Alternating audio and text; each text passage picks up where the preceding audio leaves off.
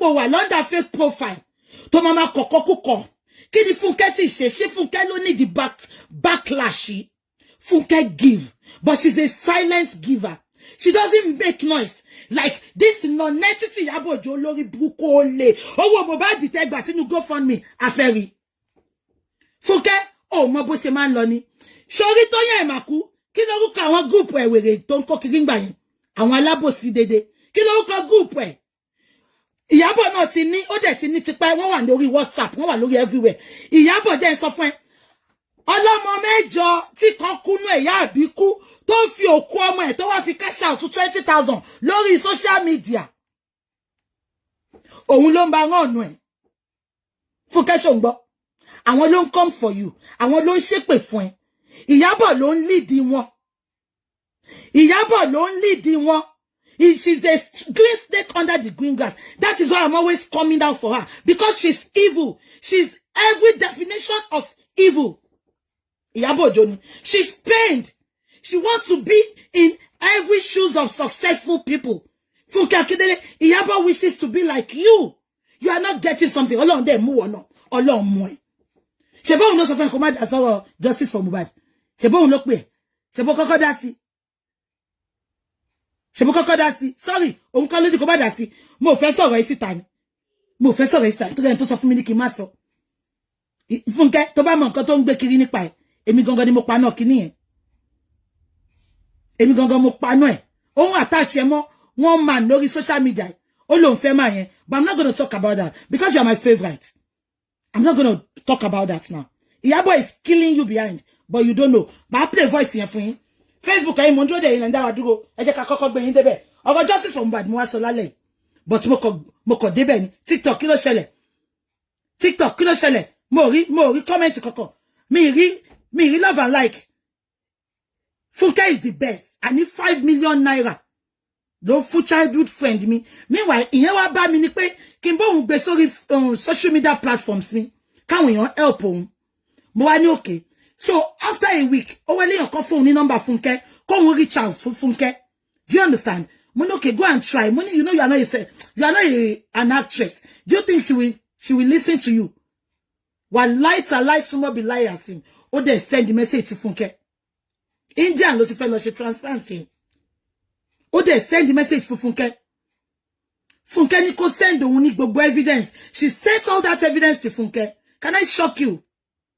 Within 2 days, Funke remit 5 million naira. 5 million naira kí lẹ tún fẹ́. En tí ó mọ̀ rí. Ká má wá sọ en tó wà nínú industry. Ẹ wá fẹ́ máa castigate ẹ ti ń ṣépè fún. Ẹ ti gbàgbé nǹkan tó ṣe fún yín ni. Funke is a giver. I am telling you from the depths of my heart. Funke Akindele is a giver. A giver to the core. If giving is a person, Funke ló jẹ́ kó máa pè bẹ́ẹ̀. Ṣé òbí Funke ráyè gbogbo òṣìtẹ́yìn olórí burúkú àwọn celebrity aláyéwá má ṣe rere bí Ìyábọ̀. Ẹ rò bí Funke ráyè. Funke is not fake. What you see is what you get. She doesn't do fake designers like Iyabo Ojo. She doesn't. Kò ní lọ gbà sọ fún tẹ́lẹ̀ kó sọ pé wọ́n fún mi lọ́fẹ̀ẹ́. Màá bẹ́ẹ̀ polówó màá wọ̀ tán màá dá padà fún ẹ. Iyábọ̀ tí ẹ máa ta sórí kan ni mo ń bọ̀ wá bẹ́ẹ̀ mo ti dé àti wà tá parí apárí ẹlẹ́nu fífẹ́ bí pátá ìyá rẹ̀ mi pọ̀lú àbí kí nìyẹn jẹ́ olè tó tí ò sanwó Mohbad tó sọ pé òun san. Iyábọ̀ Òjó, I challenge you, owó tẹ́ sọ fún Mohbad tí pọ̀ balance pọ̀ low deposit lẹ sọ fún Mohbad ẹ dẹ̀ sọ pé tó bá dé tó bá ṣe gbogbo trip ẹ̀ tán ẹ máa fún ní balance ẹ fún ní balance now. I challenge you to put the receipt of Mohbad's balance. Ẹ̀yin olè. Funke, ìwọ ní sùúrù mo yìnbọn wà bẹ́ẹ̀ Funke. Because ìwọ ló fa nonsense fún ra. Gbogbo ẹ̀yin tẹ́ súnmọ́ Iyabo Ojo ẹ̀ tí mọ̀ kankan. Ó ń ṣe mí òun gbà mí ni. Ẹ jẹ́ kí n bọ́ síbẹ̀. Hold on. Yeah, regarding Baba Mohbad's account. Ṣé ń gbọ́ mi? I came out yesterday. I told you that Baba Mohbad àti ṣe GoFundMe fún wọn. Ṣé ń gbọ́?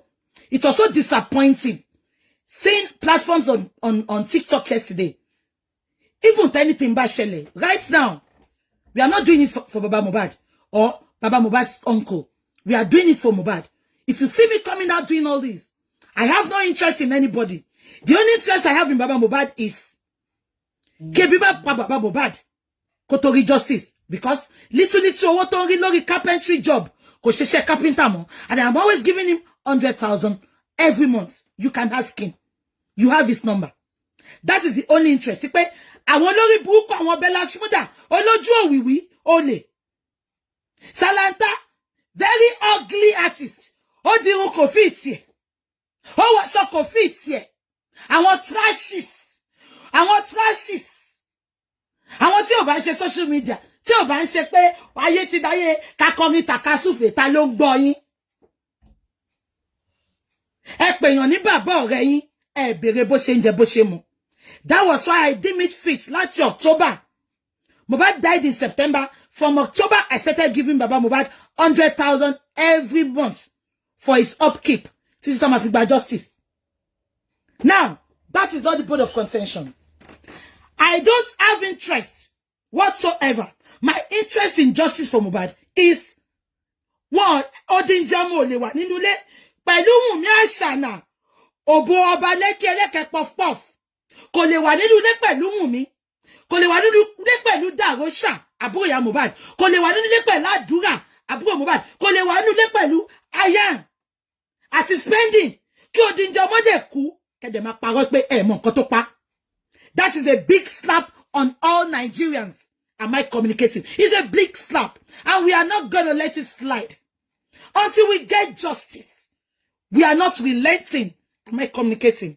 Now, àwa rí pé lawyer baba Oyefusi aboye nuga kiniba lawyer Tony office ní London àkókò office wọn náà inú ilé ní office wọn working from home ní gbogbo wọn parọ́ mọ́ tẹ́ bá bọ́ lọ́mọ yẹn olórí burúkú lawyer tí ó gba school kọjá olóṣì tani ó lè ya ai mo ya àwọn èyàn tó wọṣọ solicitor nílùú òyìnbó wọ́n bọ́ sẹ́gbẹ̀ tẹ́ bá lọ sí Badantu so ẹ rí ńbẹ̀ ẹ ya ẹ wo fi ya photo lẹ́gbẹ̀ corner shop kan ọlọ́mọ yẹn olórí burúkú ó bímọ méjì ẹyọkan lẹ́gẹ̀ tẹ́ríba lọ ṣe díẹ̀ ní àwọn ọmọ ẹ̀ o Akíṣíkù tí ná lẹ́pọ̀n gbogbo gbèsè tó jẹ gbogbo owó àjọ tó kó Akíṣíkù ló kó fún Akíṣíkù òkúkú rówó fi jẹ ìyàwó ẹ̀ ló ń bó ẹ̀ àtúwí tó ń bóra Akíṣíkù ṣé ò lo kírìmù ìyàwó ẹ̀ ni ẹ̀yin olóhùn dédé ò tẹ̀ wá rẹ́ni dó ìyàwó lẹ́gẹ̀ tẹ́ríba ọmọ tó tọ́ bí sí ẹ lọ́wọ́ tó máa kì ẹ́ pátí ìyẹn ló tún dó ṣé ò gbọ́ pé ó jẹ owó àjọ ó gbọ́ pé ẹlẹ́jọ́ Ọlábánjí sọ pé gbogbo owó àjọ tó dá fún ìwọ ló kó fún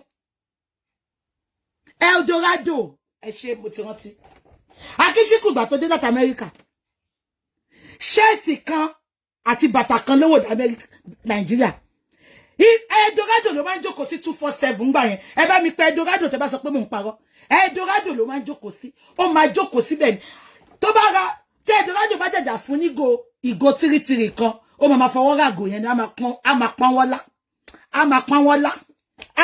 lá nǹkan tó máa mú dó ló ń wá a máa fọwọ́ ràgò tìrìtìrì yẹn ni ó lè mú go tìrìtìrì yẹn fún díndín oṣù fún 5 hours a máa pọ́n wọ́n lá a máa fọwọ́ ràgò yẹn ni Eldorado ni kọ́sítọ́mà dáadáa ni ní Eldorado ẹ bí àwọn tó máa ń lọ sí Eldorado wọ́n á sọ fún yín ṣé ń gbọ́ mi ibẹ̀ ló wá ti pàdé èèyàn kan ṣé ń gbọ́ mi o ẹni yẹn move from nobody to somebody ẹni yẹn move from rubbish ọmọ yìí náà manage ni o ìyẹn bá mu little tí yẹn ní ìyẹn aṣọ oúnjẹ lọ fún a fún lóúnjẹ a ṣe wọ́n ṣàwò títí àwọn ará Èkó wọ́n ṣàwò pé ẹ jẹ́ ká help ẹ̀ ìtọ́wọ́ deport ẹ̀ ní láti Amẹ́ríkà Akíṣíkù ó lè wá gbé mi lọ sí kóòtù o ṣe tí òyò tó fẹ́ gbé mi lọ kóòtù wá gbé mi lọ kóòtù o wá gbé mi lọ kóòtù o olóṣì àbọ̀ ọmọ gbogbo bí ọlọ́mọ yẹn ṣe ń sọ kiri ni Akíṣíkù lòun ń dó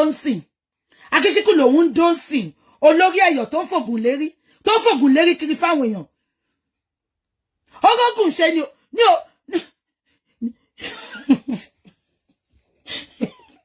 ẹ̀yin gan pa èmi ẹ jẹ́ kí n máa sọ lọ àti ìdèbẹ̀ ẹ jẹ́ ká kọ́kọ́ lọ sọ́dọ̀ Mohbad ẹ máa love and life Facebook your thing is not encouraging tonight o Facebook ẹ jẹ́ kí n máa lọ sí náà ẹ jẹ́ kí n lọ náà mo ń bọ̀ o ẹni sùúrù ẹ bá mi kọ Eldorado yẹn kí n má gbàgbé tí n bá máa padà lọ now kí ni mo fẹ́ sọ I came out yesterday to tell people that we need support for Baba Mohbad. We are all craving for justice for Mohbad.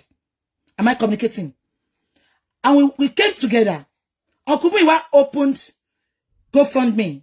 If you go and check the GoFundMe now, but it's for you, niri mi kin bá wọn dá sí ìdọ̀tí. I have money integrity. I love baby tó sọ pé Bukky lo jìbìtì wá Abuja leri. You will never see me there because I know what it takes. Even kò jẹ́ 1 naira, mi ní báyàn lo jìbìtì ẹ. My transparency is like this when it comes to money. Am I communicating? Now that is not the point of contention. Lawyer Baba, but one work from home. Lawyer Tio Nishemba, we are working from home. Shengbomi. I told Uncle Miwa when he employed that lawyer. This lawyer is not capable. Lawyer only one lawyer. Come on, when you're in Nigeria. I want to go to Nigeria. Shamo be I want drop out to ni. Shamo be I beg to apply ni. Shamo be I want charge and bail lawyer. Toma land to say no court to Thomas. Do you want affidavit? Do you want affidavit? Shamo be I want ni. I just saw somebody. Ọ̀rẹ́ mi, God bless you. Wadelayo, mo ti fi voice note sílẹ̀ fún ẹ, ọ̀rẹ́ mi. Ó ṣé gan. Ó ṣé, you are a friend indeed. It's not consciolate ni. It's from my childhood. You have been supportive. I celebrate you, ọ̀rẹ́ mi. Mo fẹ́ dárúkọ ẹ ni. God bless you. I'm a nípàdé ayọ̀. Heaven knows I appreciate you so much, ọ̀rẹ́ mi. Ó ṣé. Ṣé ń gbọ́ mi? Now, kí ni mo fẹ́ fàyọ? Mo dẹ̀ bọ́ síta lánàá. London ni. He lives in London. Ọpẹ́lọpẹ́ coronavirus. Àtàwọn tí ò níṣẹ́ bí ọlọ́mọ yẹyẹyẹ. Ìyá àbíkú. Òbò akíṣíkù. Ẹ bá gbọ́. I'm working from home. Kí ni ẹ máa pa mí lẹ́yìn? Àwọn èèyàn gidi work from home. Ẹ má ṣì mí gbọ́. Mo mú àwọn èèyàn tó ń pa owó gidi and they are working from home. But ẹ má gbọ́. Ìyẹn lawyer Baba. Lawyer tó gbà tẹ́lẹ̀ ni. I'm working from home. Lawyer Baba mi bú yín o. Ọ̀rẹ́ mi ni yín o. Ṣùgbọ́n mi máa sọ tọrọ. Lawyer Baba tí ò ní ṣe ń bá. Lawyer Baba tó jẹ́ pé àwọn la tó máa sọ nǹkan tó máa ṣe fún wọn. Ẹ máa gbọ́. I'm working from home. Uncle ṣe in office ni. I'm working. Èmi náà mọ̀ pé ọrùn mi ò sure kò nídìí kẹ́ sọ fún mi. Èmi náà mọ̀ I'm working from home ni. Ṣé ń gbọ́ mi? Ẹ máa gbọ́. Tẹ́ bá ti gbọ́ gbogbo àwọn I'm working from home. Ẹ ti mọ̀ wọ́n. Àwọn èèyàn gidi work from home. Mo mọ̀ doctor tó work from home. Mo mọ̀ GP tó work from home. Mo mọ̀ IT gidi tó work from home. Ẹ máa gbọ́ lawyer Baba. Mo ní uncle l'office ni. Ẹ fún mi l'advice office ya fẹ́ lọ síbẹ̀ lẹ́kọ̀ọ́. I'm working from home. I have my lawyers in Nigeria. Meanwhile, Sister Teniola, ìjọba ti kọ́kọ́ gba lawyer ló ti bọ́ta ló sọ pé lawyer tẹ́ gbà yìí. Lawyer Yorùbá Nation ni. Kò gbé Yorùbá Nation délẹ̀ lérí.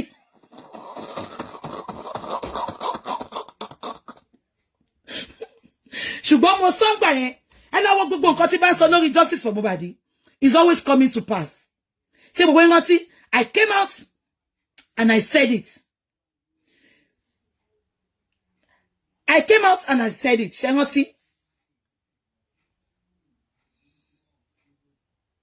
Hold on, please.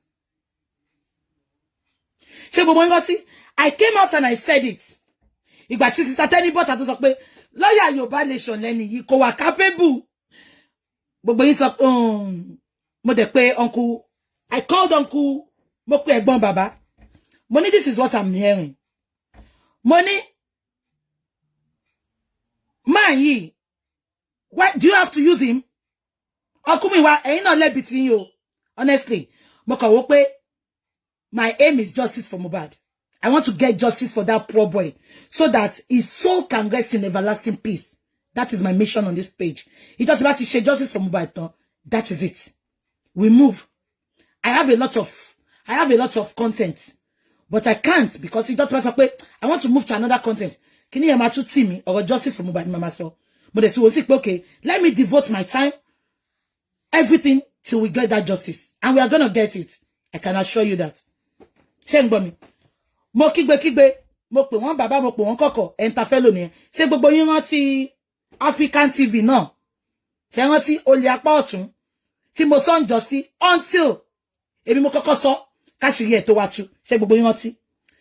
mo ti sọ fún yín lórí ọ̀rọ̀ justice for Mohbad tí n bá fi ẹnu mi tí n bá fi gé òbí fún yín jẹ ẹ má jẹ ṣùgbọ́n tí n bá fi bá yín sọ̀rọ̀ ẹ jọ̀ọ́ má fi sọ́wọ́ sí ṣé ń gbọ́ mi I'm not here to chase clouds ṣé ń gbọ́ I have been on social media for years before fracas before anything I am a fashionista ẹ gbàgbé ṣé ń gbọ́ oni tí oníṣèré bá lóhun òfin gbámọ́ èyí tó ti fi sílẹ̀ kò ní parun. Before social media, I have been a fashionista. Forget it. Gbogbo geti gbogbo yin ṣẹ̀ṣẹ̀ wá ń ṣe ńsìn. Àwa tí ń ṣe kí social media kan tó wà. Kí Zuckerberg tó ronú pé òun fẹ́ dá social media sílẹ̀. Am I communicating? Tó ní rèsè bá lóhun òfin gbámọ́ èyí tó ti fi sílẹ̀ ò ní parun. Get that into your freaking skulls. Ẹ̀yin àwáyé bá ṣe rere. TikTok is working. It's working. People are there. Ṣé ń gbọ́ mi. Mo dẹ̀ sọ fún ẹ̀gbọ́n bàbá. Mo ní ẹ fẹ́ lò yìí. With the view of things, he is not capable. We need, when I mean, we need, mo sọ pé, we need a son for this justice for Mohbad. Ṣùgbọ́n tí bọ̀dá mú ìwà ló máa ń yé. But it's okay. I'm not here to castigate him because he's also trying his best. They went for that man. Lawyer àwọn ti tẹ́lẹ̀. Solicitor tí ò ní chamber. Tó ń lọ sẹ́kọ̀ọ́, kó lọ bá wa ṣe justice jẹ́ pé wọ́n jókòó síbi wọ́n rán yàn ṣẹ́ ni. Ẹ jọ̀ọ́ báwo ló ṣe máa work. Ìyẹn kọ́ mo fẹ́ sọ. Mo dẹ̀ jókòó gbogbo wa porípò àwò pé this is not, we are not getting anywhere. And I have an opportunity to have a chat with somebody. I'm not going to mention him. Tó yẹ pé they are so into that justice for Mohbad. Kò ń ṣe our bloggers o, kò ń ṣe our supporters justice for Mohbad o. Èèyàn tó àwọn èèyàn lókè. I'm not going to mention names. I have an opportunity to talk to the person. Because mo rí pé lórí TikTok lánàá, àwọn kan sọ pé kí lè tó tún ṣe lọ bá barrister. I'm going to be explain fún yín lọ́sàn tó máa yé gbogbo yín. So ìgbà tá ṣe justice for Mohbad on the 15th yẹn tán ṣé ń gbọ́ mi. I have an opportunity to have a 3-way call with somebody top. Lára àwọn tó ń ṣe inquest yẹn. Ṣé ń gbọ́ mi. Ìgbà tá wá ń sọ̀rọ̀. Wọ́n wá sọ pé wọ́n máa close up justice for Mohbad yẹn. Ipe ìjọ ti spending tó ń fi mo dákú ṣeré dákúdájí spending. Ṣé ti mo spending. Wọ́n ní ká sọ pé spending ò dákú ń jọ yẹn ni. Ṣé ń gbọ́ mi. Ìjọ yẹn làwọn fẹ́ gba final ọ̀rọ̀ tó fẹ́ sọ kán dẹ̀ close there kán dẹ̀ send there sí high court. Now ṣé wọ́n ti pé bàtí spending tó fi mo dákú ṣeré. Lawyer prime boy ó wá sọ pé prime boy náà yìí wà ń bí èyí tẹ́ bá wà ń court ńjọ́ yẹn rántí. Lawyer wá sọ pé ṣé another person wà ní pé kò sẹ́ni tó sọ fóun. Ṣé rántí. Now ibi tẹ́ bá ti ń sọ̀rọ̀ lọ mo wá sọ fún wọn pé ayi ní a lot of people tó ń tí pè wá sí justice yìí. Ayi ní nurse, ayi ní dàgọ́ṣà, ayi ní ayan, ayi ní maisi. Ẹni yẹn wá sọ fún mi pé ibo ni gbogbo wọn yẹn wà. Ó ní nobody put it in nǹkan tó ń ṣe. Ó ní kí ló dé tí bàbá Mohbad òun tí lọ́ọ̀yà bàbá Mohbad kí ló dé tí wọ́n kọ́ gbogbo nọ́ọ̀sì gbogbo ẹ̀yẹn kí ló tó kọ́ sínú nǹkan tó gbé wá sí court àbí kọ́ sọ fáwọn pé àwọn èèyàn báyìí wà bọ́n ṣe sọ kíní yẹn mo ní ẹ ṣe mà we will work on that. And I went back. Ṣé ń gbọ́ mi. And I went back. I called on Kumuyiwa. Mo ní kó bá mi gbé lawyer sórí 3-way call. Mo ní lawyer bye ló ṣẹlẹ̀ lọ́sàn. Because mo máa ń sọ fún yín even if I don't come out behind the camera I'm working back to back to get justice. Ṣé ń gbọ́. Mo kàn máa ń wá sórí line pé ká wá update yín ni. Mo wá pe lawyer mo pe bàbá Mohbad ẹ̀gbọ́n bàbá Mohbad on Kumuyiwa. Mo ní ẹ jẹ́ ká ṣe 3-way call. Mo ní mo fẹ́ béèrè àwọn kankan lọ́wọ́ yìí. Mo ní lawyer bye ló ṣẹlẹ̀ lọ́sàn. Ṣé ń gbọ́. Mo ní lawyer bye ló ṣẹlẹ̀ lọ́sàn. Mo ní judge kò wá wé pé àwọn witnesses yìí wà. Mo ní kí ló dé. Mo ní bye lẹ́ni yẹn sọ. Mo ní kí ló dé. Ẹgbọ́n kan tí lawyer sọ. Àṣọ sọ bẹ́ẹ̀ ni Okay. Ma dárúkọ wọn tá bá ti padà sí on the 15. Mo bá pa wọn lawyer ní Nigeria sin. Mo ní uncle on the 15 ti pẹ́ jù. Wọ́n fẹ́ close up justice for Mohbad yẹn. Tá bá ti ṣe báyìí. Mo bá pa wọn lawyer mi. Lawyer Baba Mohbad mo sọ tuntun o. Èyí tá ń lò lọ́wọ́lọ́wọ́. Ẹjọ́ mo ti ọ̀rọ̀ wọn ò yé mi o. Wọ́n bá ní mo máa pa wọn lawyer mi lẹ́kọ̀ọ́. Màá ní kó file nsìn. Màá ní kó send ẹ. Mo wá wò pé ṣé mi ni mo fẹ́ sọ fún lawyer iṣẹ́ ẹ ni. I thought they said this man is capable. So, peradventure, if I have not had the opportunity,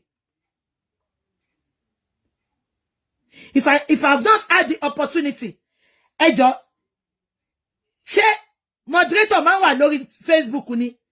Ẹjọ́ ẹ̀yin tẹ́ wà lórí Facebook, ẹ̀yin tẹ́ mọ̀ internet ẹ sọ fún mi. Ṣé moderator máa wà lórí Facebook ni? Because nǹkan sọ pé comment removed by a moderator.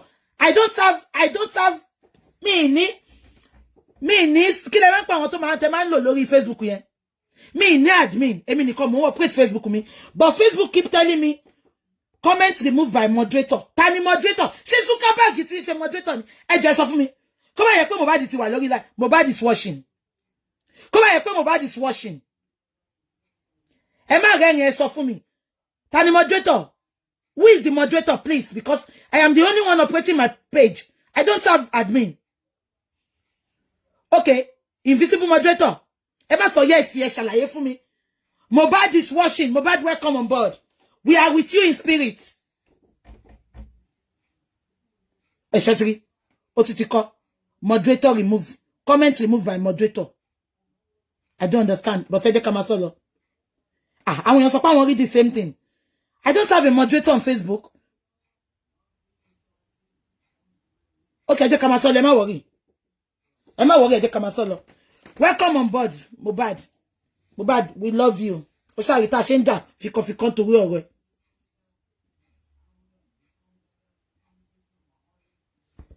Okay. Becky B. Who is that name? Becky B. I don't get what you said. Anyway, jẹ́ ká máa sáré sọ̀rọ̀ wa lọ àti fẹ́ pẹ́ torí bí pẹ́ mi ní pẹ́ rárá. Ẹ má worry, ignore, ẹ ṣá máa love and like. Yeah? Okay, it's a new policy on social media. Okay, only it's a new policy. So, èèyàn kan ló ń yọ ní ṣé Zuckerberg ni àbí ìyàwó ẹ̀. Èmi kọ́ mo yọ ṣá, ẹ má worry, èmi kọ́ mo yọ tẹ́ bá tin rí. Okay, some types of comments. Okay, it's a new law. Okay, ẹ jẹ́ ká máa sọ lọ, ẹ má jẹ́ kí n gbàgbé nǹkan tí mo sọ. No, I didn't set it. On Facebook ló ṣe automatically. Okay. Now, ẹ jẹ́ ká máa sọ lọ. So mo wá pé àwa ṣe 3-way conjọ yẹn. Lawyer Baba Mohbad wá sọ pé okay, èmi àwa la ṣẹ̀ṣẹ̀ máa sọ nǹkan tí lawyer Baba Mohbad máa ṣe. Ibi tèmi ti mọ̀ pé lawyer Baba Mohbad is not capable. Lawyer tó busy. Better and work from home, ẹ máa busy. Lawyer tó busy. Kò ní máa lọ káàkiri orí platform kó lọ máa sọ̀rọ̀ ńbẹ̀. Kò ní di TikTok lawyer. Kò ní di social media lawyer. Ibẹ̀ lèmi ti kọ́kọ́ wà tí mo ti ní reserve comment mi lórí lawyer yẹn. And anytime I call Ẹ̀gbọ́n Baba Mohbad, o mama cover the reason best known to him. Anyway. Now, ẹ jẹ́ kí n máa sọ̀rọ̀ mi lọ. Mo wá ṣá sọ gbogbo kíni ẹ̀ so bá ṣe wá ṣe tán jọ yẹn. Mo wá pè wọ́n. Mo ní honestly, mo fẹ́ bá yín sọ̀rọ̀ lọ́sàn-án. And if it is not taken into consideration, if anything should happen to justice for Mohbad, I'm not going to forgive you, Uncle Miwa, and I will come out and rubbish you. I told him. Mo ní gbogbo nǹkan tí gbogbo èèyàn ti ń ṣe. It's like tí yín ló fẹ́ yé yín. Mo ní nǹkan tí mo fẹ́ bá yín sọ lọ́sàn-án. You have to take it. Mo pàṣẹ fún yín o on behalf of every supporters of justice for Mohbad. Mo ní ṣe rí lawyer yẹn. Lawyer Baba Mohbad tó ń tẹ̀ ń lò yẹn. He is not capable. And I don't think he has to go and represent us in the next coroner inquest. Mo ní bẹ́ẹ̀ la ṣe máa sọ tó jẹ́ pé mi èmi tí mo gbà wájú law school kọjá la máa sọ nǹkan tí lawyer máa ṣe. Mo ní that is not done. Mo ní ẹ wo nǹkan tá sọ lọ́sàn ìsìn. Ó sọ pé Baba Mohbad lawyer baba kò sọ gbogbo àwọn witnesses. Ajẹ̀wá justice. Now, ibi tí mo ti wá ṣe meet ẹni tí mo sọ pé wà into that coroner inquest. Tí mo sọ pé a ṣe meeting pẹ̀lú yẹn. Wọ́n wá sọ statement kan. Ó ní tí ò bá ń ṣe spending tó dákúdájí ìyẹn náà tó ń ṣe Nollywood movie tó ń dákú tó ń dájí ẹ ṣáà múra sí gbogbo yín ẹ máa káwọ́ sẹ́yìn rojọ́ gbé ní gbogbo yín ẹ máa ṣe tóhùn ọwọ́ ní tí ò bá ń ṣe spending ìjọ yẹn ni last day táwọn máa close case yẹn mo wá ní ẹ jọ̀ọ́ ẹ bá wa sọ fún wọn pé come it close we have a lot of witnesses ọwọ́ ń sọ statement kan pé now wọ́n dẹ̀ sọ bẹ́ẹ̀ adẹ̀ lọ wọ́n pe bọ̀dá Múyìwá ẹ̀gbọ́n bàbá Mohbad mo ní bọ̀dá Múyìwá ẹ má jẹ́ kí effort gbogbo àwọn tó ń seek for true justice ẹ má jẹ́ kó waste don't let it go down the drain now we need a sign mo wá kọ́kọ́ sọ ti Ọlánìpẹ̀kun fún wọn ṣẹ̀rẹ̀ Ọlánìpẹ̀kun aráàlú wọn ni but unfortunately Ọlánìpẹ̀kun ó ti ń bá Tinubu ṣiṣẹ́ ńsìn lọ́yà Tinubu Ọlánìpẹ̀kun but Ìkẹ́rẹ́ Èkìtì ló ti wá ìlú bàbá Mohbad ṣé ń gbọ́ mi but unfortunately Ọlánìpẹ̀kun ó ti move sí Abuja lọ́yà Tinubu ni you can google it mo rò pé ìyẹn ò lè work ó ti busy àwa ní òkè Wahab Shitu Daddy Wahab Shitu God bless you sir ọkùnrin ìwà ló wá mú kíní ẹ̀wà pé èèyàn kan náà ti sọ fáwọn nípa Daddy Wahab Shitu ẹni tó bá wùwà Daddy la máa pọ́nlé Daddy Wahab Shitu God bless you ìtọ́kẹ́ mo ṣe pé wọ́n Daddy falafala Daddy náà mú pé wọ́n tẹ́lẹ̀ ṣùgbọ́n falafala ti wùwà falafala wọ́n ti jẹ́ dodo wọn lè so dodo Daddy Wahab Shitu God bless you ṣé ń gbọ́ mi ọkùnrin wa sọ pé ẹnìkan náà ti sọ̀rọ̀ Uncle Wahab Shitu Daddy Wahab Shitu fáwọn mo dẹ̀ ní kọ́kọ́ dúró kẹtó tún gbọ́jà ọjà ìrọ̀lẹ́ wá lé mi lọ́wọ́ mo náà jẹ́ kí n google ẹ̀ and I googled that Daddy Wahab Shitu I read a lot about him and he was top notch mo ní okay what do we do now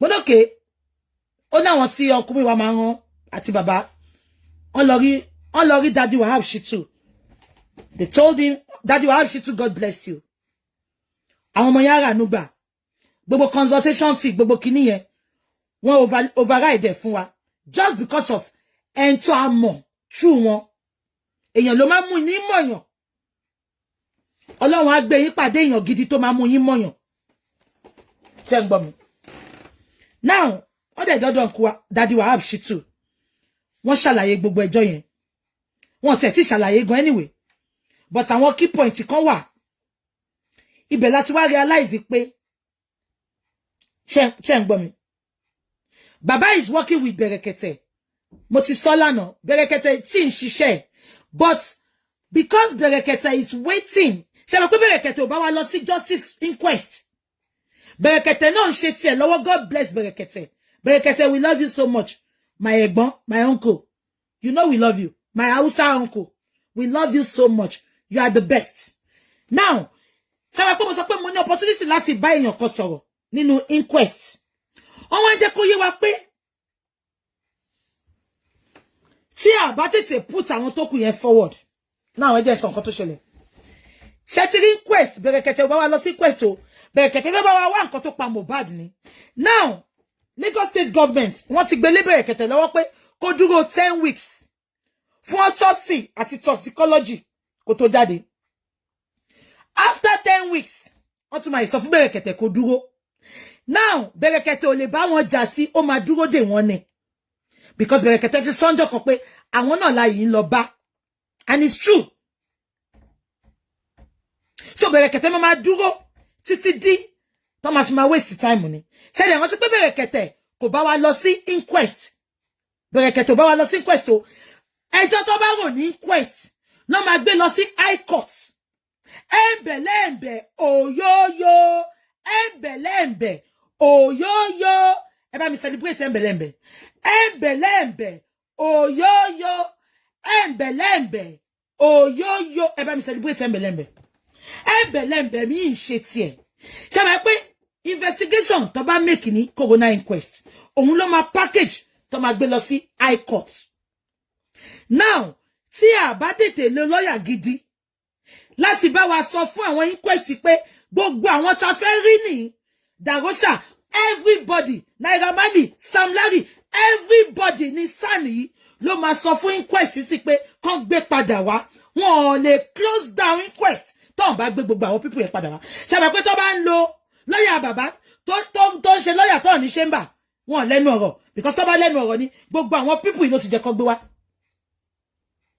ṣé ń gbọ́ mi ṣé tí ó tiẹ̀ sí Nàìjíríà ó máa ní ó ti close down ni ó dẹ̀ ti close down ni but with this barrister tó bá yẹ pé embelembem fẹ́ bá wa lọ sí quest ni ní need the barrister but embelembem ó dúró de toxicology tí ẹ dúpẹ́ pé kó ẹyin wa sójú kan ṣé ń gbọ́ mi now embelembem kò bá wa lọ sí inquest dẹ̀ ló ti máa ṣe investigation ló ti máa kó gbogbo evidence yẹn jọ wọ́n wá kó lọ sí high court now with lawyer bàbá tí ò tiẹ̀ sọ pé lawyer tí ò sọ pé jàgùnṣẹ́ wà níbí kankan tí ò sọ pé nọ́ọ̀sì wà níbí kankan ẹjọ́ evidence wo la wá ní Wùmí nìkan Wùmí àdúrà spending prime boy nìkan ló fẹ́ sọ̀rọ̀ and spending and prime boy ẹ má gbàgbé pé they are witness they are not suspects gbogbo suspects ní Nigerian police not fi sí under the carpet tí wọ́n rìn freely lórí Lagos street tó wá ní káwọn witness wá máa sọ̀rọ̀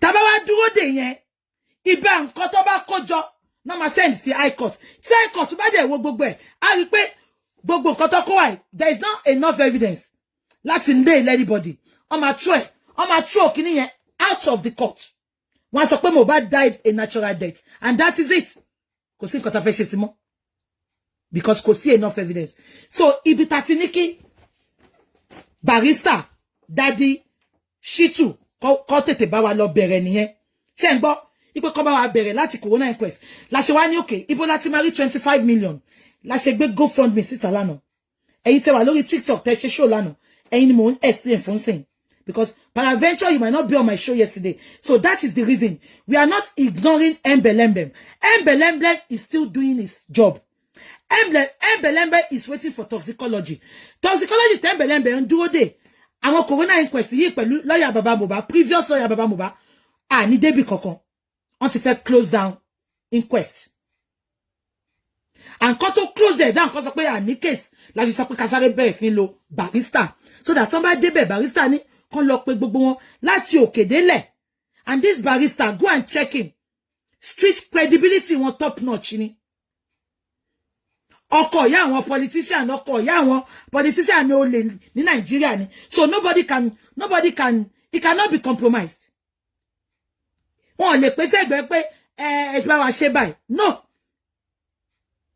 ṣé kò tí mo sọ yẹn so that was why we went to him embelembem náà sì ń ṣiṣẹ́ wọn but embelembem because embelembem is a human activist is a good man he will have to wait for Lagos state government anytime tó bá sọ pé kíní yẹn dé ṣe pé embelembem ti sọ only we have to wait for the toxicology and autopsy ó dà lè ṣe nǹkan kan tá bá dúró ká dúró de nǹkan tí government sọ but ṣé mọ̀ pé barrister kò ní dúró de wọn òun máa move on pẹ̀lú iṣẹ́ ni and we still have a lot kò ń ṣe toxicology àti autopsy nìkan ayi ní a lot kí ló pa Mohbad kí ló ṣe ibo ló ti kú gbogbo yẹn láyìí ní meanwhile inquest ò gbé wọn dé kò gbé wọn wá àwọn witness ní inquest gbé wá tó fẹ́ sọ the suspect so I think I'm clear about that now àwa decide pé because 25 million ní barrister fẹ́ gbà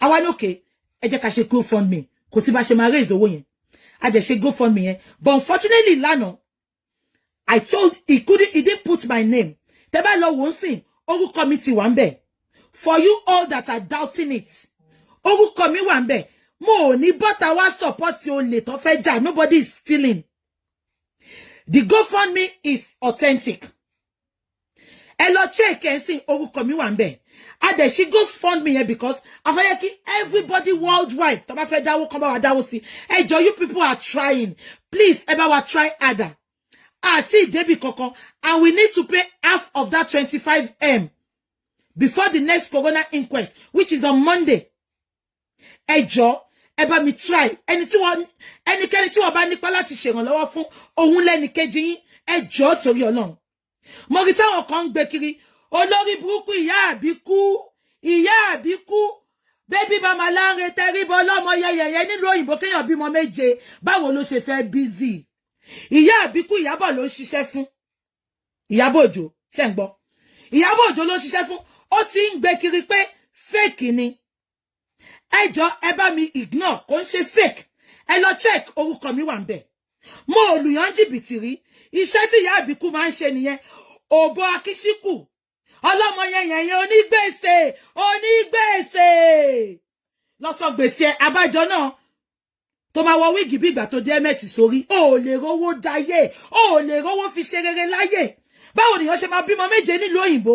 Unfortunately, gbogbo owó ọmọ méje yẹn ló máa ń fún wọn tẹ́lẹ̀. Ṣùgbọ́n sìn, ìjọba náà ti gbọ́n lu owó ọmọ méjì péré ló ń fún wọn. Ìyàwó ń jẹ wèrè. Àgbàjọ, adìkẹwájájọ, àjọ ọ̀sọ̀ọ̀sẹ̀, àjọ oṣooṣù. Èmi kọ́kúkọ́ ni mo sọ. Màá gbé yín débẹ̀ lọ́la. Mo ò ní táìmù lálẹ́ yìí. Ó gba gbogbo àjọ tán. Ó lọ kó fákíṣíkù olè. Akíṣíkù Eldorado ló máa ń jókòó sí. Ó máa jókòó tírítírì.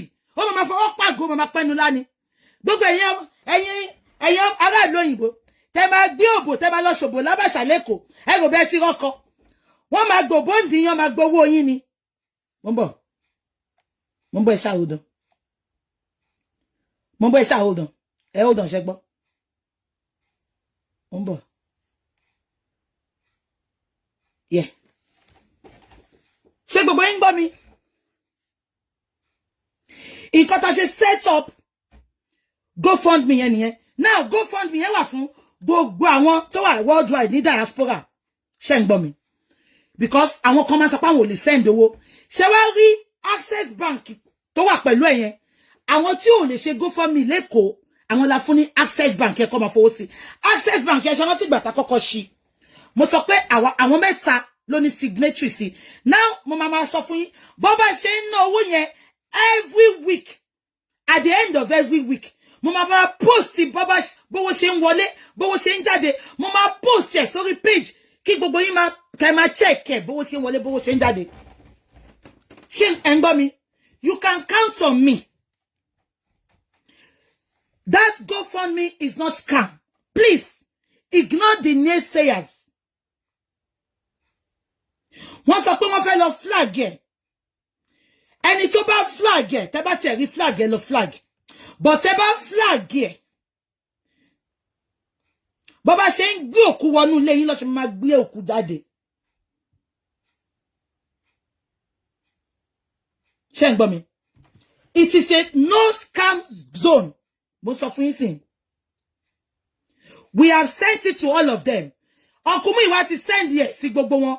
Ṣé wá pé gbogbo àwọn bloggers, I don't know their mind, but many are jealous. Jealous ara wọn. And èmi ò fẹ́ bá wọn sínú ibẹ̀ yẹn. Ìtọ́jú mo ṣe sọ fún yín pé me personally, I stand alone.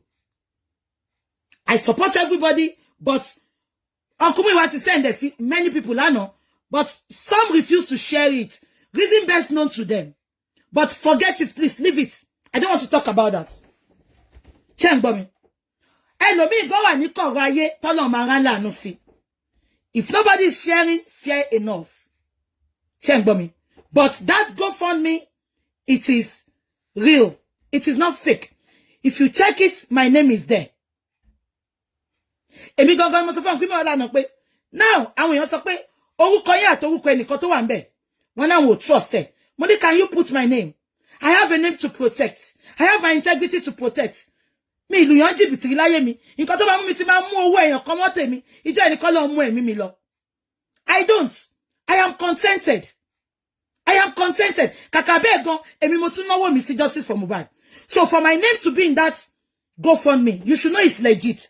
So please ignore anybody. Ṣẹ́rí nǹkan tó ń ṣe ni pé wọn ò fẹ́ jẹ́ ká rówó yẹn raise. Ká má lè gba lọ́yà yẹn.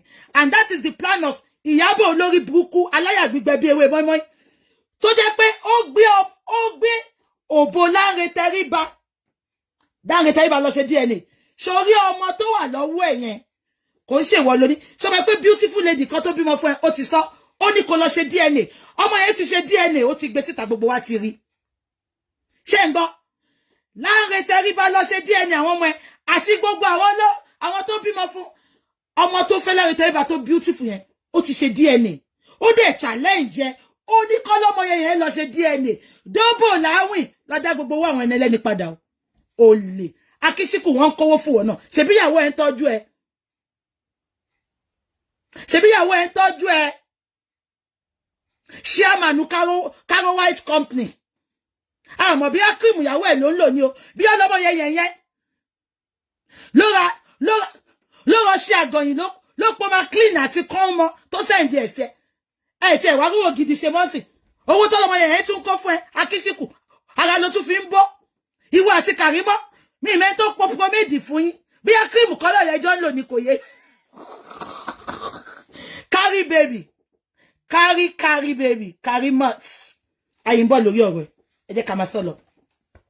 Ṣé nǹkan tí mo sọ yé yín? So please. The GoFundMe you saw on my wall, it is legit. Go and check it. My name is there. It is legit. Please, we still have a long way to go. John to your long. I see Debbie Gongon. And we have to pay half unfailingly. Lord your Thursday. We have to pay half unfailingly on Thursday. Because Monday la lọ sí Corona inquest. Ṣé ń gbọ́ mi. Monday la lọ fún Corona inquest. Please, ẹ bá wa ṣe dáadáa. John to your long. Mo beg gbogbo yín ni. Your name don't, if you don't want your name to show.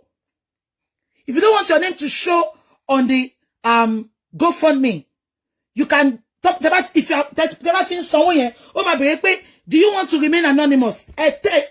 Anonymous. Anonymous. Please, I beg you in the name of God. Check the $1 rating for lojojumo. I've ready to raise the half. Can it send it because Tabashe $50 and drop so that we can quickly send the half to Uncle Shitu so that it can start. So that is the reason for that GoFundMe. So please, my TikTok bloggers, I beg you in the name of God, we are one, please. Even if you are upset with each other, I beg you tonight, John to your law, just because of the sake of Mohbad. Baba Mohbad in sin. We are fighting for the same cause, which is justice for Mohbad. Please, I don't want to be mentioning name. John to your law. But that justice for Mohbad on TikTok. I wasn't there. I don't watch videos. But I was told, equal misunderstanding walano. I beg you all in the name of God. I'm not fighting on behalf of Baba. I'm not fighting on behalf of Uncle Muiwa now. I'm talking on behalf of Mohbad. The late promising boy that Wunmi and her cohort, they shot his life just because of the bastard they brought into that home. Omale to gbe wa sinu ile àti ogun to àti family ẹ fẹ́ pín. Ẹjọ́, ẹ̀yin TikTokers, ẹ̀yin TikTok bloggers, mo bẹ̀ yín ni mo kúnlẹ̀ fún yín. Ẹjọ́. Even tẹ́ bá agree pẹ̀lú nǹkan tó ń ṣẹlẹ̀. Ẹ kàn wò pé tẹ́ bá distract anything sin, àbí tẹ́ bá put everything, tẹ́ bá túká. Ṣé mọ̀ pé justice a máa gbà, but nǹkan tó bá ní ní Corona inquest ó máa gbé lọ sí high court, and it's baseless. Ẹ̀yin náà lọ wò, ẹ wò bàtà ti bẹ̀rẹ̀ Corona inquest, ẹ wò gbogbo àwọn tó ti interview, all what they are saying is baseless. All what they have said kò tiẹ̀ lè di omi mú. Wọ́n ní ṣé Sam Larry ń dóhùn mi, Wùnmí sọ pé bàbá gbé placenta lọ. Ó ní bàbá ìtorí òun ò gbé placenta fún bàbá ni bàbá ṣe ń bínú. Wọ́n ní ṣé àtìgbà tí Mohbad ti fẹ́ ṣọ́kùnrin mi bẹ́ẹ̀ sùn. Ó sọ pé bàbá ń gbé girlfriend wá sílé. Ẹjọ́ sọ̀rọ̀ nìyẹn. Gbogbo ọ̀rọ̀ tí gbogbo wọn ti sọ pátápátá, it has not hold water. We are still with Berekete. Embelembe. My lovely handsome uncle. We are still with him. Shoti yeyin. Te oni en tó bá ṣípá la máa ń gbé. Even Tembelembe ngo bá rí pé àwa náà ti make moves. He will be happy with us. He will. He has not dropped. He's still with us. But Tembelembe is waiting for the autopsy and the ìkejì tí mo sọ yẹn. Shoti yeyin. Ìtorí la wá ṣe ní okay. Inquest wọ́n ti fẹ́ close ẹ̀. And àti rí Darosha, àti rí nurse. All these people still need to come and tell us what happened. So that is the reason. I beg you all, please, this is from what they are putting out there. Ṣẹ̀tìgbọ́. Ẹlẹ́dì Ọlábánjí, wọ́n sì bí. Olórí burúkú tó yẹ pé no swimming pool ló ti fọwọ́ rò di ọmọ ẹ̀. Olórí burúkú ìyá Pornstar, ẹ bọ́ síbí. Inú swimming pool ló ti fọwọ́ rò di ẹ̀. Olórí burúkú, ó sọ ṣẹ́tìrí wọn. ó ní kó má sọ òun náà lọ gbé pé kó má sanwó sínú justice for Mohbad ṣùgbọ́n lórí burúkú ẹ̀ ó lọ gbé àkáǹtù tó lọ méèkì lórí orúkọ kò gbé àkáǹtù Liam sí o ó sọ pé ó ní Liam fẹ́ ṣe birthday ó sọ pé kó lọ dáwó sí pọ́fẹ́ lọ fún charity lówó olórí burúkú ẹlẹ́dẹ̀ Ọlábánjí olè ó ní accident tó dá lórí social media jẹ́ kí n sọ fún ẹ láti bẹ̀rẹ̀. My darling sister Rufusabe, God bless you. I appreciate you. Mo ti gbàgbé láti kí yín jọ́ yẹn. Love you sis. Thank you. Rufusabe. Ìgbà tí landlord lé olórí burúkú yìí. Wèrè tí ò rówó ta pàrágà gidi. Kò rówó ta àwọn ẹlẹ́sí. Tó jẹ́ pé àwọn ògógóró tó wà nú sachet ni wèrè ń tà. Pẹ̀lú bó ṣe lo jìbìtì tó lórí social media. Ó rí àwọn ògógóró tó ń tà sínú ṣọ́ọ̀tì tà. Ó rí àwọn ògógóró tó ń tà sínú ìgò kékeré tà. Ó rí alọ́mọ bíi tàsítà. Àwọn ògógóró tó ń já nínú sáṣẹ́ẹ̀tì. Ṣé ti páyé ọmọ yẹn ti pin? Abájọ náà á lo jìbìtì. Rufusabe ló kọ́kọ́ mú kúrò inú rọ̀fọ̀rọ̀fọ̀ tó ń gbé. Ó lọ́kọ láyé bí aláìlọ́kọ ni. Working cops lọ́kọ ẹ̀. Ọmọ méjì obìnrin méjì tó bímọ fún. Bó ṣe máa ń fọwọ́ rò dí wọn nínú omi ni. Ẹ bá mi wá fídíò yẹn ẹ jọ̀ọ́ torí Ọlọ́run tó bá ní fídíò yẹn kó fún mi. Ẹ tó bá ní fídíò yẹn kó fún mi. Ọmọ ẹ̀ wà nínú swimming pool ní wòwò báyìí. Wọ́n dẹ̀ ń kí ọwọ́. Wọ́n dẹ̀ ń kọ ọbọ inú òbú ọmọ yẹn. Gbogbo ọyàn ọmọ yẹn wà ń tà báyìí. Ọkùnrin 6 ló sọ̀rọ̀ àǹdọ̀ ọmọ yẹn. Wọ́n pagbo yíká ni. Wọ́n kẹ́ gbogbo yíká yẹn kọ́ mò ń bá wí bàbá mi. Wọ́n pagbo yíká ni. Ọkùnrin 6 pagbo yíká. Ìkọ́ wá mú ọyàn. Ìkọ́ fọwọ́ ronú òbò. Ṣé yẹn ló fẹ́ wá sọ̀rọ̀ lórí social media? Ẹ jọ̀ọ́ nítorí Ọlọ́run. Ẹ tó bá ní fídíò yẹn kó fún mi. Kó wá kọ síbẹ̀ pé fídíò bí tó ti fọwọ́ ru ọmọ ẹ̀ ń dì ní. Àbí bí tọ́mọ ẹ ti lọ sí studio. Tó sọ pé òun ń ṣe photoshoot. Tó wá ṣìdí òkè. Tó wà ń wòwò. Ṣé yẹn la fẹ́ máa bá rojọ́? Orí social media yìí. Ṣé ń gbọ́ mi? Ibẹ̀ ló wà Rufusabe ló kọ́kọ́ mú kúrò ní ìgbà tí landlord ọkọ ẹ̀ working cops àjígì dáàgà tó lé síta. Rufusabe ló mú tó fún nílé ó bu Rufusabe gbẹ̀yìn ni. Wọ́n lọ gbé ìyá àbèjì. Ọ̀tọ̀lẹ́ tó ní fund fún ìyá àbèjì. Wọ́n lọ gbé ìyá àbèjì. Gbogbo owó àwọn ọmọ àbèjì tó fi gbowó lórí social media ó nà jẹ ni. Ìtorí ẹ̀ lẹ́sẹ̀ ń gbọ́ tó máa ń pè ní PayPal mi fẹ́ dárúkọ ẹ̀. Wèrè tó wá stage coach tó sọ pé òun wá ká. Mo ti sọ fún ẹ pé ó sì ẹ lọ gbé fún ẹ yẹn. A máa wa mọ́tò kò ní tó wẹ́ẹ̀lì tó fi ń nura òun ni wèrè fi ń ṣàkàṣìfù. A máa wọ́n ṣe ṣe tí ẹ tó jẹ́ pé ọmọ ẹ̀ lórí social media wọ́n bá ọmọ méjì lọ school ni. Ṣọ́ọ̀bù pàrágà tó ti ń sa sachet ògógóró wọ́n gbà fún ni. Kò sí nǹkan tó dá ṣe. Ó tún jí owó gan tó bá tún rárá lóyìnbó tó ń bọ̀ láti lóyìnbó a máa wọnú inbox yẹn máa bẹ̀yìn ni ẹ fún mi láǹkárà ṣé ẹ fẹ́ pè wá ni ṣé ẹ fẹ́ pè wá ni ẹ fún mi láǹkárà afẹ́ wà kò ṣe pé nífẹ̀ẹ́ yín ló ṣe fẹ́ wá o ó fẹ́ wá kó oúnjẹ ń bẹ̀ ni ẹni tí ò lè dáyé tí ò dá ṣe nǹkan rere nígbésí ayé ẹ̀ ìyẹn ló wá sọ pé kẹ́ má dáwó sí justice for Mohbad ṣùgbọ́n òun lọ gbé àkáǹtì sílẹ̀ ibi tí mo ti ní problem yẹn wáyé tó jẹ́ pé àkáǹtì rẹ̀ ló máa ń gbé sílẹ̀ why tó jẹ́ pé account rẹ̀ ló bá ń gbé sílẹ̀ tó bá ní kó dáwó ó wá sọ pé kó dáwó sínú account pé ẹ bá gbọ́ ẹ jẹ́ nǹkan fún yín ó dàbí fóònù tó send ẹ̀ sí fún mi nìyẹn ó ní Liam máa pé ó máa ṣe 1 year birthday very soon ó ní so lórí burúkú bàbá Liam tẹ́ sọ pé bàbá Liam gan díẹ̀ àkàrà fún ẹlẹ́dẹ̀ Ọlábánjí olórí burúkú ó lè animakasi ẹ̀pá lórí social media ó ní kókó kankan gbà ó lè ẹlẹ́dẹ̀ Ọlábánjí èmi kúkú kan mo sọ o màá gbé fídíò yẹn wá lọ́la tí n bá tún wá play àná ojoojúmọ́ ni mo máa jáde nísìnyí sẹ́ màá gbé fídíò yẹn wá ọlọ́mọ yẹyẹ yẹn òbó akíṣíkù ambassador Caro White òun ló sọ ó ní ìgbà tó ní kọ́ dáwó fún ìyá Mohbad ńgbà yẹn ó ní almost 800,000 lọ́dá fún ó nígbà tí ẹlẹ́dẹ̀ Ọlábánjí ó lè PayPal ó nígbà tó máa fún ìyá Mohbad lówó ó ní 320,000 ló fún ìgbà yẹn lẹ rí pé ẹlẹ́dẹ̀ Ọlábánjí ìyá paraga ẹ rí pé ìgbà yẹn ni kò bọ́tà sọ̀rọ̀ mọ́ ìgbà yẹn ni kò ta sí ọlọ́mọ yẹn mọ́ because orí pàṣírí ti fẹ́ tú ìyá paraga wèrè olórí burúkú ó sọ pọ̀ débi pé Oh, gbogbo jìbìtì tó ti lórí social media. Oh, rí ògógóró nu gòtà, ògógóró nu sachet. Ẹjọ́ yìí tẹ́ wà lẹ́kọ̀ọ́ ní lọ́tọ̀ gbogbo. Ẹlẹ́jọ́ Lábànjí, come closer. Wà láìtàláì. Máa fún ẹ ní 1 million mo bribe o. O lè máa lọ bú mi lọ. But máa fún ẹ ní 1 million. Kó fi rẹrù sínú shop ẹ.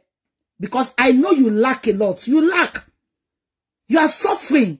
Ìtorí ẹ̀ ló ṣe ń lo every means láti wá lu jìbìtì lórí social media. Tí bá fún ẹ 1 million, fún mi l'account ẹ. Tí 1 million ò bá wọ bẹ̀ within 24 hours má kí mi mọ́. Ẹlẹ́dẹ̀ Lábànjí. Mo fún ẹ pé kó má bú mi mọ́ tó bá bú mi. O ní jèrè láyé, o ní jèrè lọ́run. Ẹlẹ́dẹ̀ Lábànjí.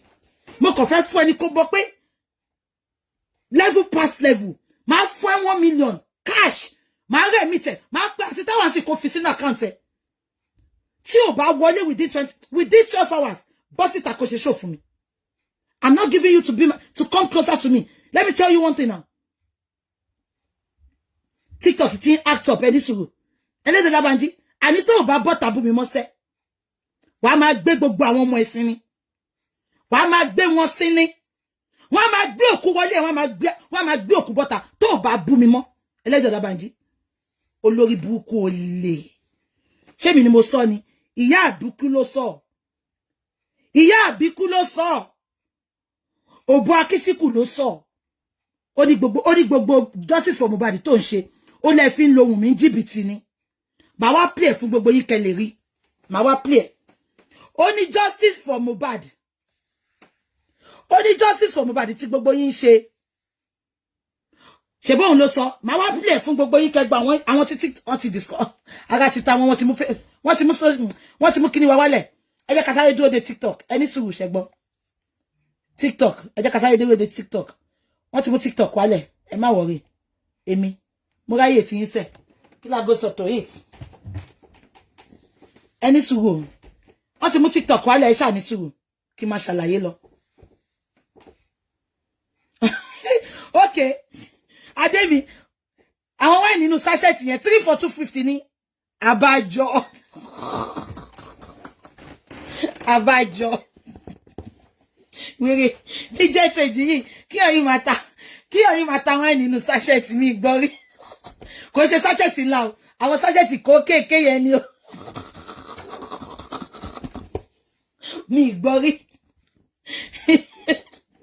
Kí ọ̀yin máa ta. Ṣé ń gbọ́? Wọ́n ní 3 for 250 ní. Wọ́n ní 3 for 250 ní pàrágà yẹn. 250 naira abájọ. Kò lè rówó ẹni tó bá ti ń lo jìbìtì, tó bá ti ń fi agídí gba ìlágùn àwọn èèyàn, kò lè rájẹ jẹun. Give or take. Ẹlẹ́jẹ̀ Lábànjí ti wà lórí social media tó ti ń tọrọ jẹ, tó ti ń tọrọ mu láti 2016. Kò dẹ̀ rí bá ti ṣe corona gbégbà. Ó rí pé ká máa lo jìbìtì ló yìí wà. Ẹ lè imagine. Ẹ sọ pé ẹ fẹ́ ṣe birthday fún Liam. Ipe sójà ẹ̀fọ́. Ó wá gbé account tiẹ̀ sílẹ̀. Ṣé rántí ìgbà tó sọ pé Liam Mohbad lọ́tà náà. Ṣé mọ̀ pé ó gbowó gan tó sọ pé ó fẹ́ lọ sí shop fún Liam Mohbad. Wọ́n fẹ́ gbalé fún Liam Mohbad. Ó wá ní kí Liam Mohbad lọ sí Ọ̀tà kó lọ fídíò ẹ̀. Ṣé mọ̀ pé mi náà mo wá kà sí ẹ̀. Ó ní kó lọ fídíò Liam Mohbad. Ìgbà tó máa wá sọ, ìgbà tó rí pa ti cast wọn. Wọ́n ní Liam Mohbad wá bọ́ta. Ẹlẹ́dẹ̀ Lábànjí ló fóun lówó kóun lọ ra bisikíìtì fáwọn ọmọ. Àwọn ọmọ wo? Àwọn ọmọ wo? Ṣé ń gbọ́ mi? Now, ẹ jẹ́ kí n máa sọ lọ. Mohbad kú gan. Ẹ sọ pé kó sanwó kẹ́ fi ṣe 8 days, 21 days, 1 month, 2 months fún. Ọmọ àlè. Ọmọ ọbẹ̀ lẹ́kẹ̀ pọfupọ́fù wọn kẹtàn lé alọ́ba mo ti máa ń sọ fún yín. Wùmí ló mọ ibi tó ti gbá kẹtàn wá. Ṣé ń gbọ́ mi? Ọmọ àlè. Òun lè wá fẹ́ sọ pé kó máa dáwó.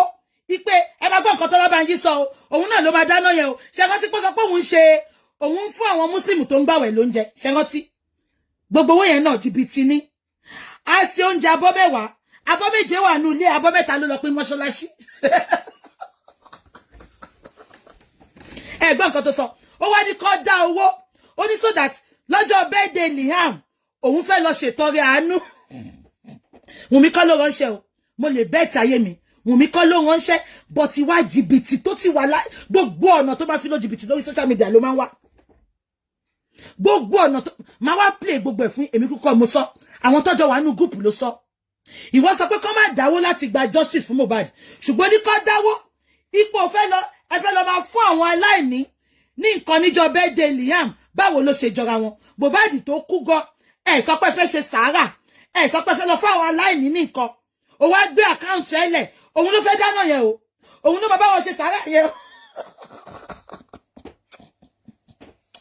Ẹlẹ́dìí Ọlábànjí àní ò ní réyàn scam mọ́ lórí social media màá wá play voice ẹ̀ tí ìyá àbíkú ọlọ́mọ yẹn ó lè onígbèsè ìrùkẹ̀rẹ́kù yẹyẹ wèrè níjọ́ tó kú bàbẹ́ olórí burúkú kẹ̀rẹ̀ dání ó wá wọ̀ lẹ̀kẹ̀ ó ti ẹ̀rọ wúra lẹ̀kẹ̀ gidi bákíṣíkù ṣe ń dún ẹ tó kò tún lè fi fún chest ẹ̀ kó wá sí tòkú bàbẹ́ gbogbo bàbá mẹ́wàá tó bímọ mẹ́wàá fún mo rí kankan nù ẹ̀ àmọ́ celebrity mo mọ̀ Ìyábọ̀ Òjó mo mọ̀ kìnìkan àmàrí wọn ìjọ tòkú bàbẹ́ olórí burúkú wa ń dájọ́ cultural dance ìrùkẹ̀rẹ́kù yẹ́yẹ́ etí odò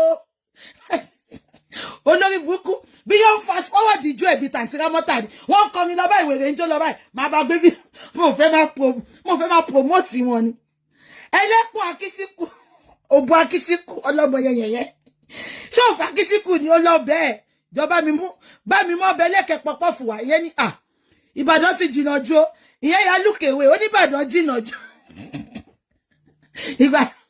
ìgbà tí wèyí òróró múlẹ̀ bẹ́ẹ̀ bá pè wọ́n sí pàtí ẹ̀yin tó máa sanwó epo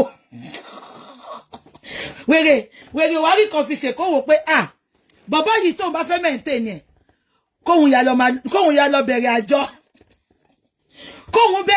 kóhun máa lọ àwọn alájọ ń jìbìtì ó bá kúkú gba àjọjọ lọ kó akíṣíkù tó ò bá sanwó àjọ alájọ wo ṣòro kú ẹ tó gùn bí tẹṣin yẹn èmi bí kúkú bẹ́ẹ̀ sùn rí o mi bẹ́ẹ̀ sùn rí o ọlọ́mọ yẹn ló sọ o ó ní bò tiẹ̀ lówó olóko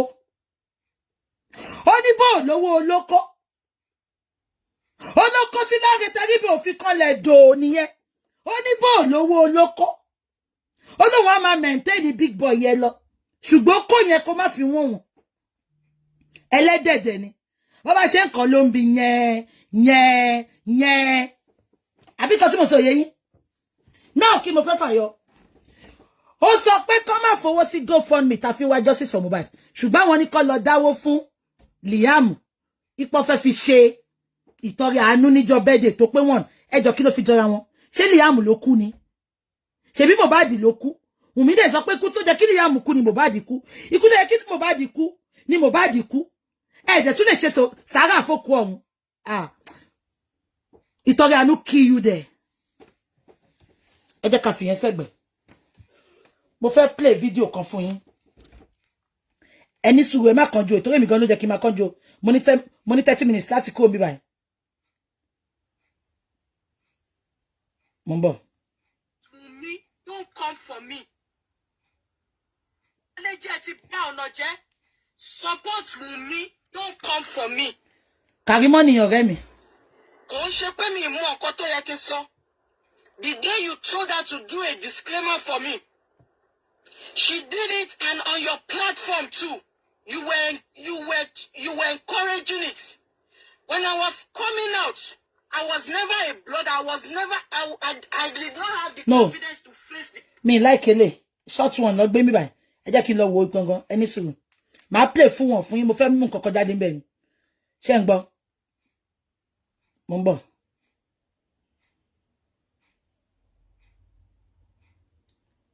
Mo ń bọ̀. Ẹlẹ́dìí Ọlábànjí ìyẹn ní kó gbọ́ breaking news tẹ́ bá ń gbọ́ mi mo ń bọ̀ ẹ jẹ́ kí n sáré pé breaking news wọ́n send nǹkan kan sí mi wọ́n ti delete ẹ̀ mo ń bọ̀ ṣáà hold on Ẹlẹ́dìí Ọlábànjí tó yẹ pé ẹni tó ń bọ̀ ni òun náà fẹ́ bọ́yàn olè ìtúná ọ̀wẹ́ ti dé wèrè sáré ní kó dáwó lè ní oṣù mẹ́pá wẹ̀ ọlá làwẹ̀ ó ní kó máa dáwó sákàùntù breaking news ẹ bá oh shit. Mo fẹ́ lọ mo rí kíní yẹn bí kan tá ló send sí mi ná mo ń bọ̀ hold on mo ń bọ̀ chai tá ló send sí mi Okay, what are you buying? Hold on, mo fẹ́ play kọ́kọ́ fún yín o. Hold on. Yeah. Hold on, fún mi ṣẹ́gbọ́n mo ń dúró kó load ni. Mo fẹ́ kẹ́ fi tí ara yín gbọ́n kankan. Mo fẹ́ yọ àwọn fact kan kúrò ńbẹ̀ ní ṣẹ́gbọ́n.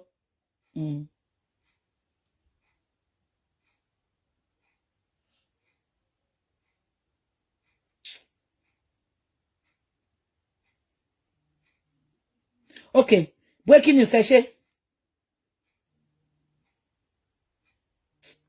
Hello? Hello? Eh? No, kò yẹ kó mú gbọ́. Mo ti gbé o. Kí ló ṣẹlẹ̀ sáré sọ? Eh? Okay. Kí ló dé? Okay, kí ló sọ? Níjọ́ wo?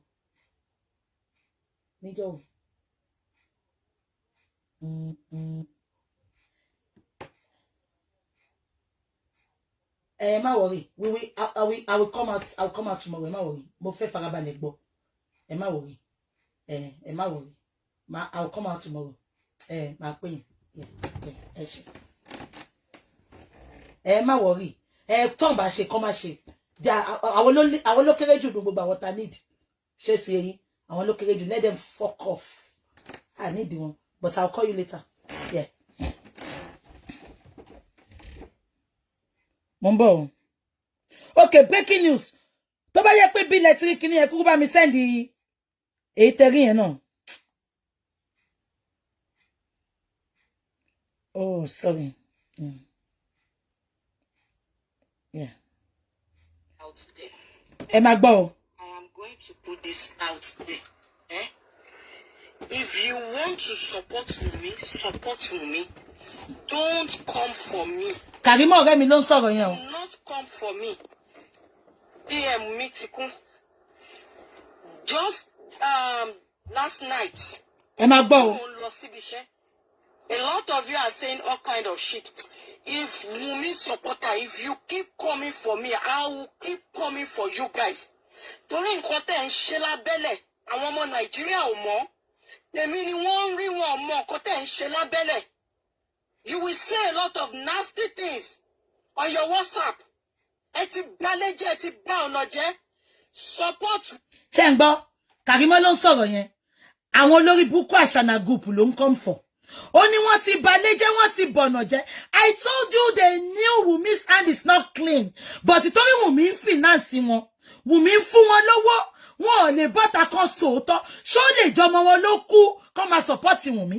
Ṣó lè jọmọ wọn ló kú kó máa ti pe Wunmi pé báwo lọkọ ẹ ṣe kú tí ẹ sọ fún wa. Karimo ló ń fẹ́ náà rẹ̀ sọ sí pé wọ́n ti balẹ́jẹ́, wọ́n ti bọ̀nà jẹ́. Ẹ jẹ́ ká máa gbọ́ lọ. Wunmi, don't come for me. Kò ṣe pé mi mú ọkọ tó yẹ kí sọ. The day you told her to do a disclaimer for me, she did it, and on your platform too. You were encouraging it. When I was coming out, I was never a blogger. I did not have the confidence to face the crowd. You can say I'm doing it for cloud chase. I don't care. Ẹni tó ní bàtà ló mọ bí tó ti ń ta òun lẹ́sẹ̀. I might have said some things that feel pé kò yẹ kí n ṣe. But ìgbà tí mo kọ́kọ́ bẹ̀rẹ̀ life yẹn, tí mo ń ṣe dáadáa, you all were hailing me. I said something that you thought is not okay. Èèyàn tó ń pe àbúrò mi ní àṣànà. For the past 7 months, tó dẹ̀ tún jáde tó sọ pé ìjà ṣẹ̀ṣẹ̀ bẹ̀rẹ̀ ni. Mo wò pé èèyàn tó ẹjẹ́ káwa náà fi abẹ́rẹ́ díẹ̀ ká fi gún. Ó wo bó ṣe ń rí. You all were hailing me when I started that show. Karimo olórí burúkú ni ẹ́. Kó tó jálu fracas wá bí àwa àyà fracas. Aláyé bàjẹ́ ni ẹ́. CEO Caro White. Ṣọ́gbé tiẹ̀ sí. You have no clue of what is happening. And you confidentially came into my inbox to tell me. Ipe kan mú mi àti ìyá ẹ̀ dáadáa. Ipa wọn ló pa Mohbad. You told me, and I showed everybody that you came into you used your fake profile, which is Títí Láyọ̀ ló ń jẹ́ Láyọ̀ Ògúnbáyọ̀. I showed everybody. Ó ṣe mí ó ń gbà mí. Ṣé wọ́n lẹ́mi mi ni? Ó kéré sí nọ́mbà. Nǹkan mélòó mo ti ṣe fún ẹ tẹ́mi gbogbo yín ti gbọ̀n tẹ́ sọ pé fẹ́ fún yín gbẹ. Ó kéré sí nọ́mbà. Abẹ́rẹ́ ò fábẹ́rẹ́ gún mi. Ẹnìkan lè fábẹ́rẹ́ gún mi. So ìwọ lólùgbèjà olórí burúkú. Ṣé o mọ̀ pé bó ṣe ń wọ̀kì lórí social media ni olórí burúkú ni wọ́n. Ìjọ́ tó bá ń ṣe nǹkan tó support wọn tó dùn mọ́ wọn, ọmọ máa èlé ẹ. Ìjọ́ tó bá ti ṣe nǹkan tó dùn mọ́ wọn, wọn ò ní èlé ẹ. Ṣèbéyàn kan ló fẹ́ kú ìtọ́ra wish happy birthday. Ẹni tó bá mọ ìwúrà là ń tà fún. Àtijọ́ ta ti ń wish ẹ̀ ńkọ́. Aláìmoore ni wọ́n. Ló fẹ́ kú tó wọ́n fẹ́ trend lórí page mi. Lórí page èmi. Lórí page èmi. Wọ́n ti rí pé kò sẹ́ni tó ń wò wọ́n mọ́. Ó dẹ̀ mọ̀ pé lórí page BJ. Give or take, wọ́n máa rí 1,000 like, 1,000 comments. Ìtorí mo àwa wish wọn happy birthday.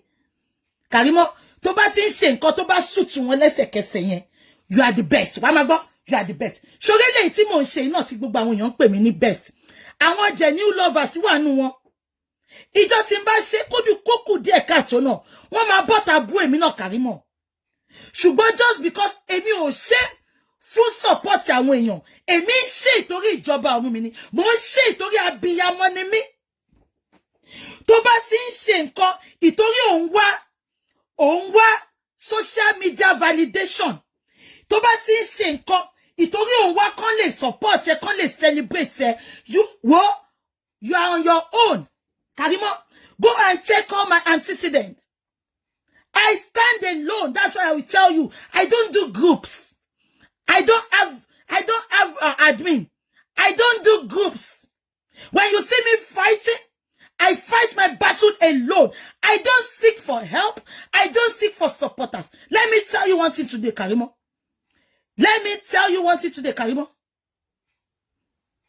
Téèyàn bá dúró tì ní, wọ́n sì règùn wá já ìlú lẹ̀.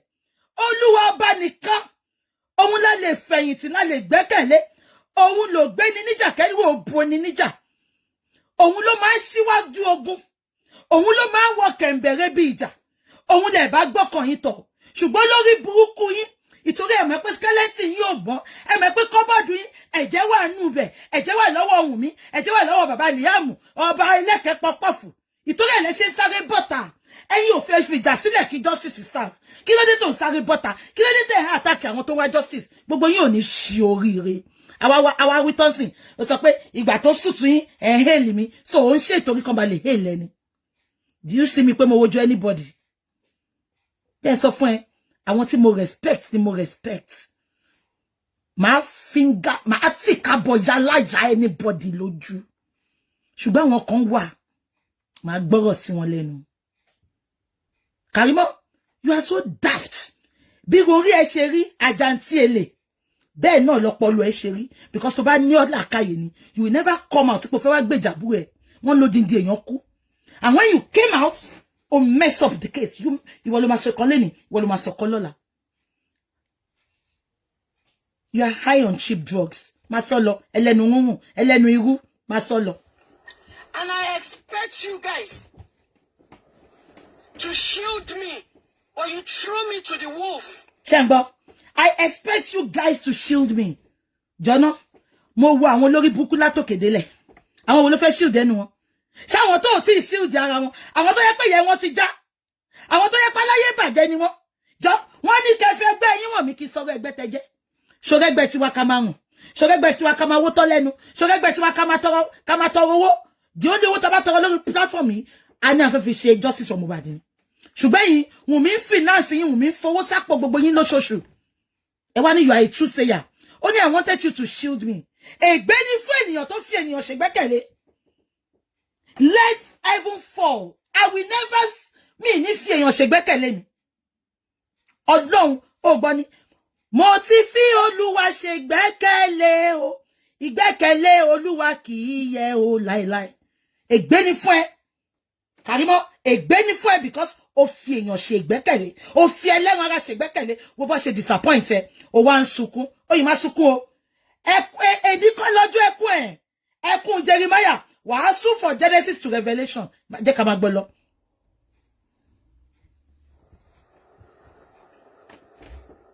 I begged my own. Mo bá ọmọ ìyá mi, má ṣe disclaimer fún mi, disclaimer mi ò tọ́wọ́ ẹ wá. Ó bẹ̀ mí kẹ́lò mi ṣe disclaimer fún mi, ìwọ kọ́ ló yẹ kó ṣe disclaimer fún mi. Ó bẹ̀, ó pa fóònù mọ́ mi létí. Ẹ kọ́ kó ṣe disclaimer, ó ṣe disclaimer fún mi. Mi ò lè kú. Ìwọ̀nba tí mo ṣe tí mo fi defend ẹ kò ní parẹ́ nù wó tán. Olórí burúkú, kí ni ò ní parẹ́? Ṣé bó ṣe sọ pé Wùnmí gbé sẹfọlíkókòsì wá fún Mohbad ni ò ní kò lè parẹ́? Because a ti mọ̀ pé ó ti jẹ́ ká mọ̀ pé àṣànà ni àbúrò ẹ̀, àṣànà tó ń pín òbò kiri, olórí burúkú ti pín HIV kiri Lẹ́kì. Àbájọ náà wọ́n ní gbogbo àwọn ọmọ Lẹ́kì ti ní HIV, Wùnmí ló kó débẹ̀. Nígbà pé flesh to flesh ló máa ṣe, bọ́nà fẹ́ lo condom kò ní jọ́ lò, ẹ jẹ́ ká ṣe flesh to flesh. Flesh to flesh yìí ni, ó gbádùn flesh to flesh bí wèrè. Ó wá kó Sọfini kókòsì, ó kó wálé fún Mohbad. Ìwọ wèrè wá bọ́ta, ó sọ pé Mohbad ló ń kó Sọfini kókòsì wálé. Kò lè parẹ́ nùwé tán. Kò lè parẹ́. Bí ó ṣe lè parẹ́ náà pé, kí wọ́n happy birthday. Wọ́n fẹ́ kú. Ṣé bọ́n sọ pé àwọn celebrity kí wọ́n happy birthday ni. Èwo wọ́n tún ní tèmi. So happy birthday. Hey, Bukky is so important. BJ ní sẹ́. BJ ní sẹ́. Mọ́mí Adé Buhari, God bless you. BJ ní sẹ́. Wọ́n fẹ́ trend lórí ibi tó ṣe sí.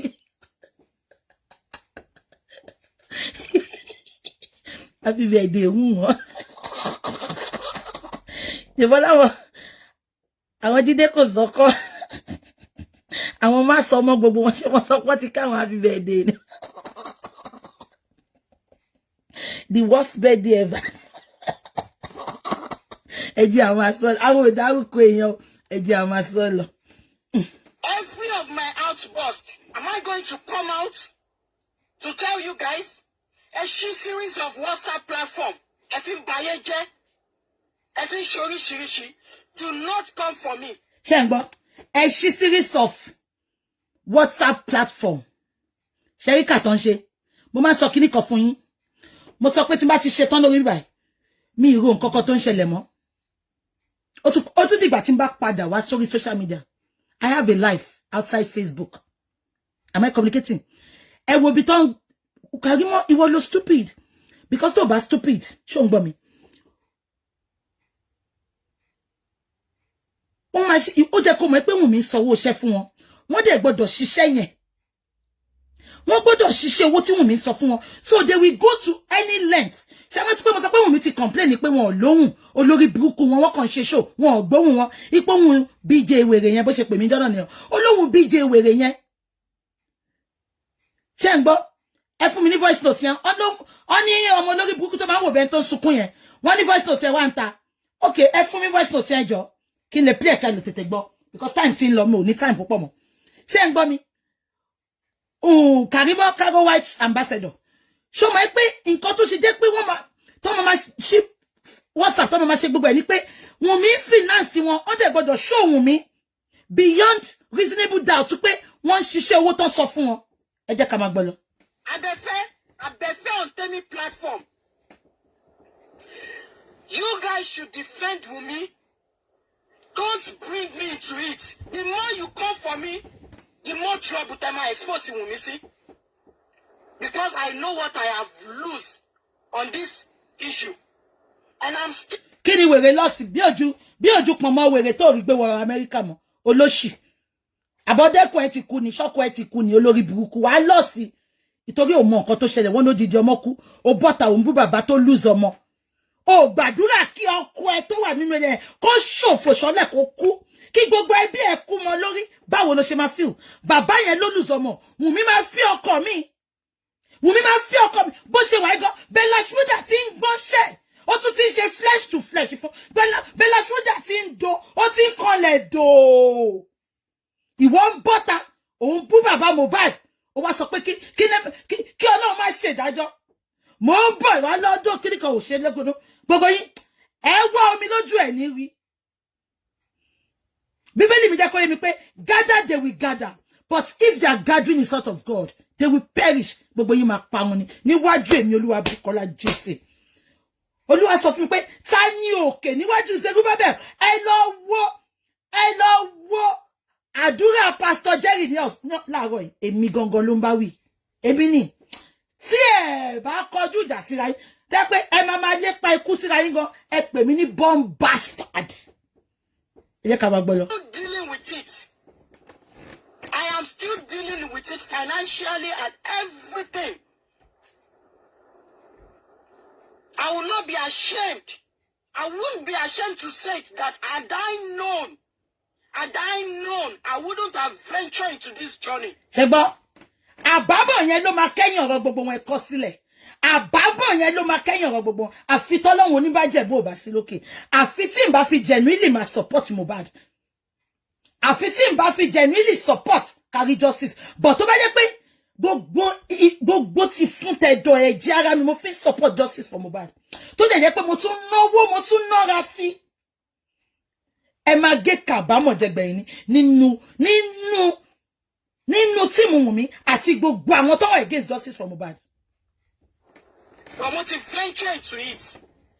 Don't come for me. Abefe, what you said this morning, kó tètè yá kó jẹ́ padà lẹ́sẹ̀kẹsẹ̀. Because all of you are updating. Mọ nǹkan tó ṣẹlẹ̀ lórí tẹ́mi platform láàárọ̀ yìí. You say you are going to drag me. Mi ò lè kọrin, mi ò lè ṣe nǹkan kan mọ́. Wùnmí ni mò ń bá wí. You say you adopted her. And you adopted sisters. You will come for me. Come for me.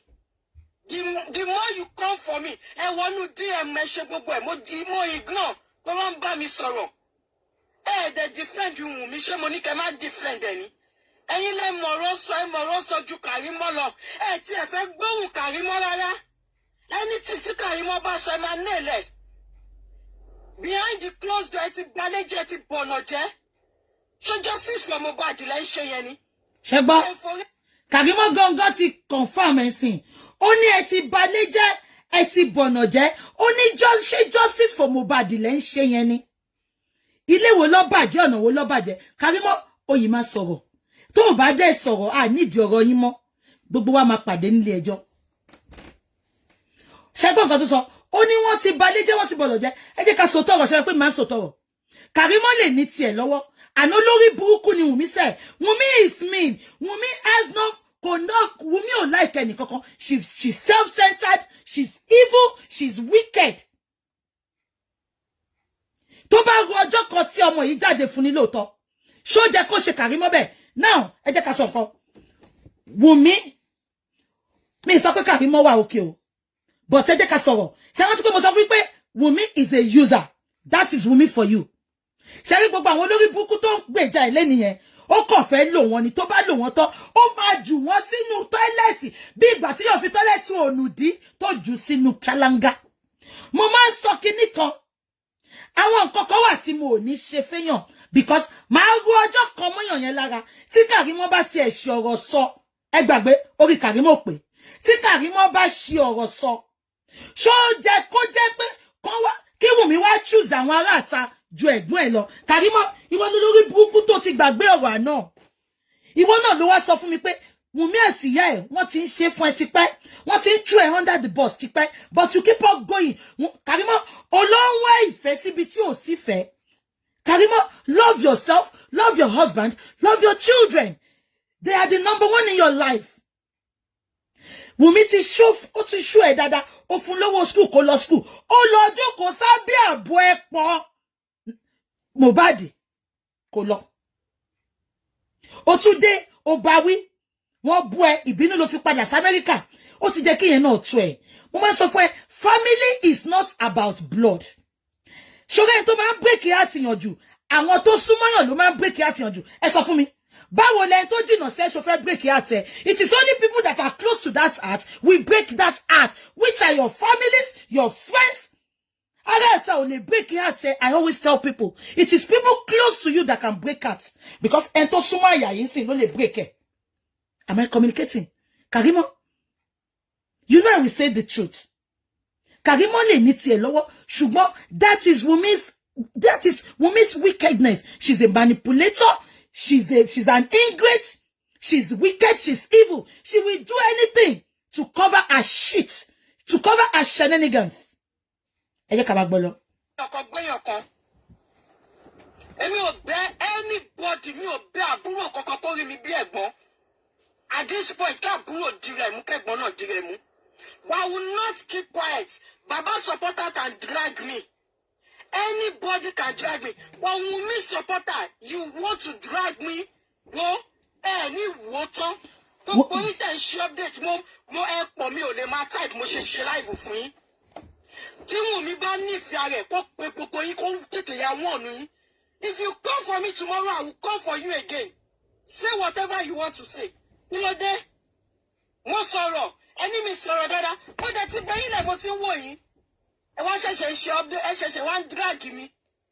Ẹ ṣẹ̀ ń drag mi lórí platform. Karimo ṣó jẹ́ kó jọ ẹ́ lójú ni. Ẹni tó lè pa odidi ọmọ. Up to today kò sẹ́ni tó pa. Ẹ ti mọ̀ pé dájú abiyamọ ni. Àwa wí tán wọ́n ń pọ́n dẹ̀bẹ̀ lákìsà. Àwọn olórí burúkú táyé wọ́n fẹ́ bàjẹ́ kan. Ẹlẹ́nu jẹ̀bẹ̀jẹ̀bẹ̀ kan tó pe rẹ̀ social worker tó wà London. Very ugly. Jìbìtì lólò tó gbowó rámọ́tà tó ná jẹ. Karimo ṣó jọ ẹ́ lójú ni.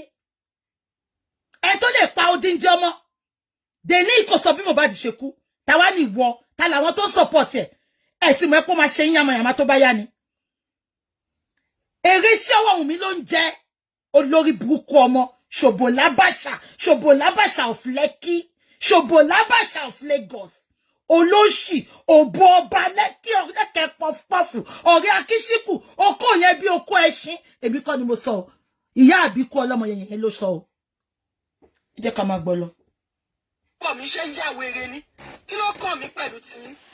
You had better leave my name off your mouth. Do whatever you want to do with me. Leave my name off your mouth. I have posted it and back to my normal life. This is not me. I was forced to do all those things that I'm doing. It is not me. Why are you dragging me? Abefe, why are you dragging me this morning? In your money life. Why are you dragging me this morning? Ṣojú lásán ni kíyàn lọ gbé ní outside the world, Switzerland àbí bolóhùn. Ṣojú lásán ni. Ó ti mọ̀ pé depression ló fẹ́ pa yẹn. Ó já máa sọ lọ. Why are you saying you will come for me? Ṣé ìtọ́ táyé ògbóhùn ẹ̀yẹn? Mi ò wo. Ó pọ̀ lẹ́ẹ̀kan. Ọpẹ́lọpẹ́ àwọn àgbàlagbà tó ń bá mi sọ̀rọ̀ ni. Kò ságbàlagbà kan mi kan olórí búkú làwọn àgbàlagbà yẹn. Àwọn àgbàlagbà yẹn wọ́n support Wunmi. Bọ́tà pé báwọn ni. Wunmi, mo lọ sójú ogun fún ẹ. Mo fara gbá ọ̀tá fún ẹ. Mo wá gbé. Ẹ wo wèrè, òun lọ sójú ogun. Ogun mélòó ló ti lọ? Ẹ wo wèrè. O gbọ́ nǹkan tí máa ń pera wa ni. Veteran làwa lójú ogun. Veteran. Àbẹ́ ẹ̀gbọ́n mo lọ sójú ogun fún ẹ. Ó ti bẹ̀rẹ̀ kó máa ṣèrègùn. Mo ò ní bú ẹ. Ìtorí mo láìkì ọ̀rẹ́ mi ni. Ó mọ̀ pé mo ti gbèjà yín sìn. Ṣùgbọ́n ò lọ sójú ogun. Ogun mélòó ló yìí lọ tó ti ń sunkún? Switzerland. Okay, Australia. Wèrè tó yẹ pé orí fóònù lọ ti ń do. Ẹni tó ń do Amẹ́ríkà nìyẹn wà. Phone sex ló máa ṣe kúra. Frustrated bitch. Ìyẹn ni wọ́n sọ pé wọ́n update fún wọn. Má dá wọn lóhùn. O tí mọ̀ jájà. Wàá ignore. Wunmi ní kí wọ́n máa face. Má dá gbogbo wọn lóhùn jẹ́ pé bó ṣe máa ń jà. Má dá gbogbo wọn lóhùn. Jẹ́ kó máa rant. Wunmi ní kó máa face. Karimo Wunmi ní kó face. Fi gbogbo wọn sílẹ̀. Wèrè Australia olóbùkú. Phone sex ṣáàyí ni phone sex ni kò lè lọ Èkó. Ṣé ẹ pọ̀ Australia seko. Ó dàbọ̀ ní 48 hours. Wèrè ó lè lọ Èkó. Orí fóònù lọ ti ń jókòó sí lọ ti ń jọyàn sí. Tani ò bá support Lọ́lá Kíyẹmí, if you have my number, please send me that voice note of Slave White. I want to play it before I go. Lọ́lá Kíyẹmí, please. If you have my number, or send it to my inbox, please, my darling sister. Ìyẹn tó yẹ pé àwọn Amẹ́ríkà wèrè kan l'Amẹ́ríkà. Olórí burúkú kan ló sokó sí.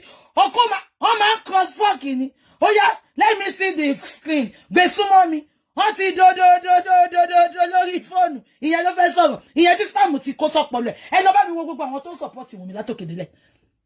Àwọn bí olórí burúkú. Àwọn bí aláyé bàjẹ́. Bí kan mọ́yàn kan mọ́bò kan sọ fọ́kọ lọ́kọ l'Amẹ́ríkà. Ṣáwọn yẹn lè yàn. Ẹ jẹ́ a máa sọ̀rọ̀ lọ. Òde látọjú ogun. Wá yan mi sí wòwò bá mi mọ egbò tí mo gbé wá látọjú ogun fún ẹ. Egbò. Àwọn tó wá yẹ kẹjọ bá mi mọ. Karimo ẹ máa pàtàkì ara ẹ ṣá. Kari èyí ta Australia yẹn.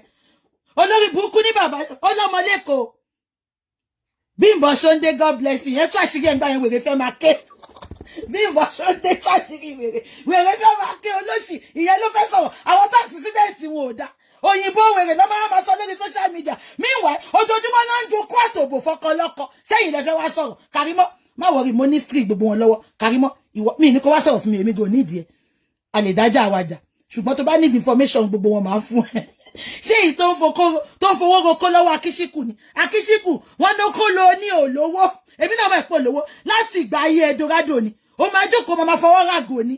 Ó máa pọ́tìlá, ó máa pọ́tìlá máa fọwọ́ ràgò ni.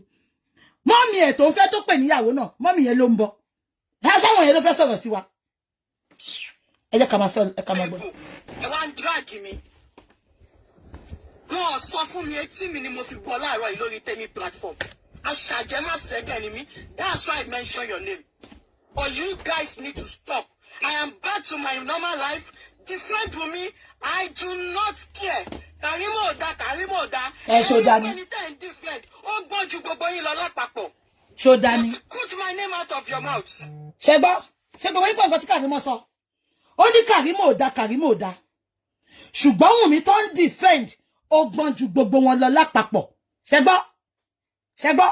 Mo ti sọ fún yín.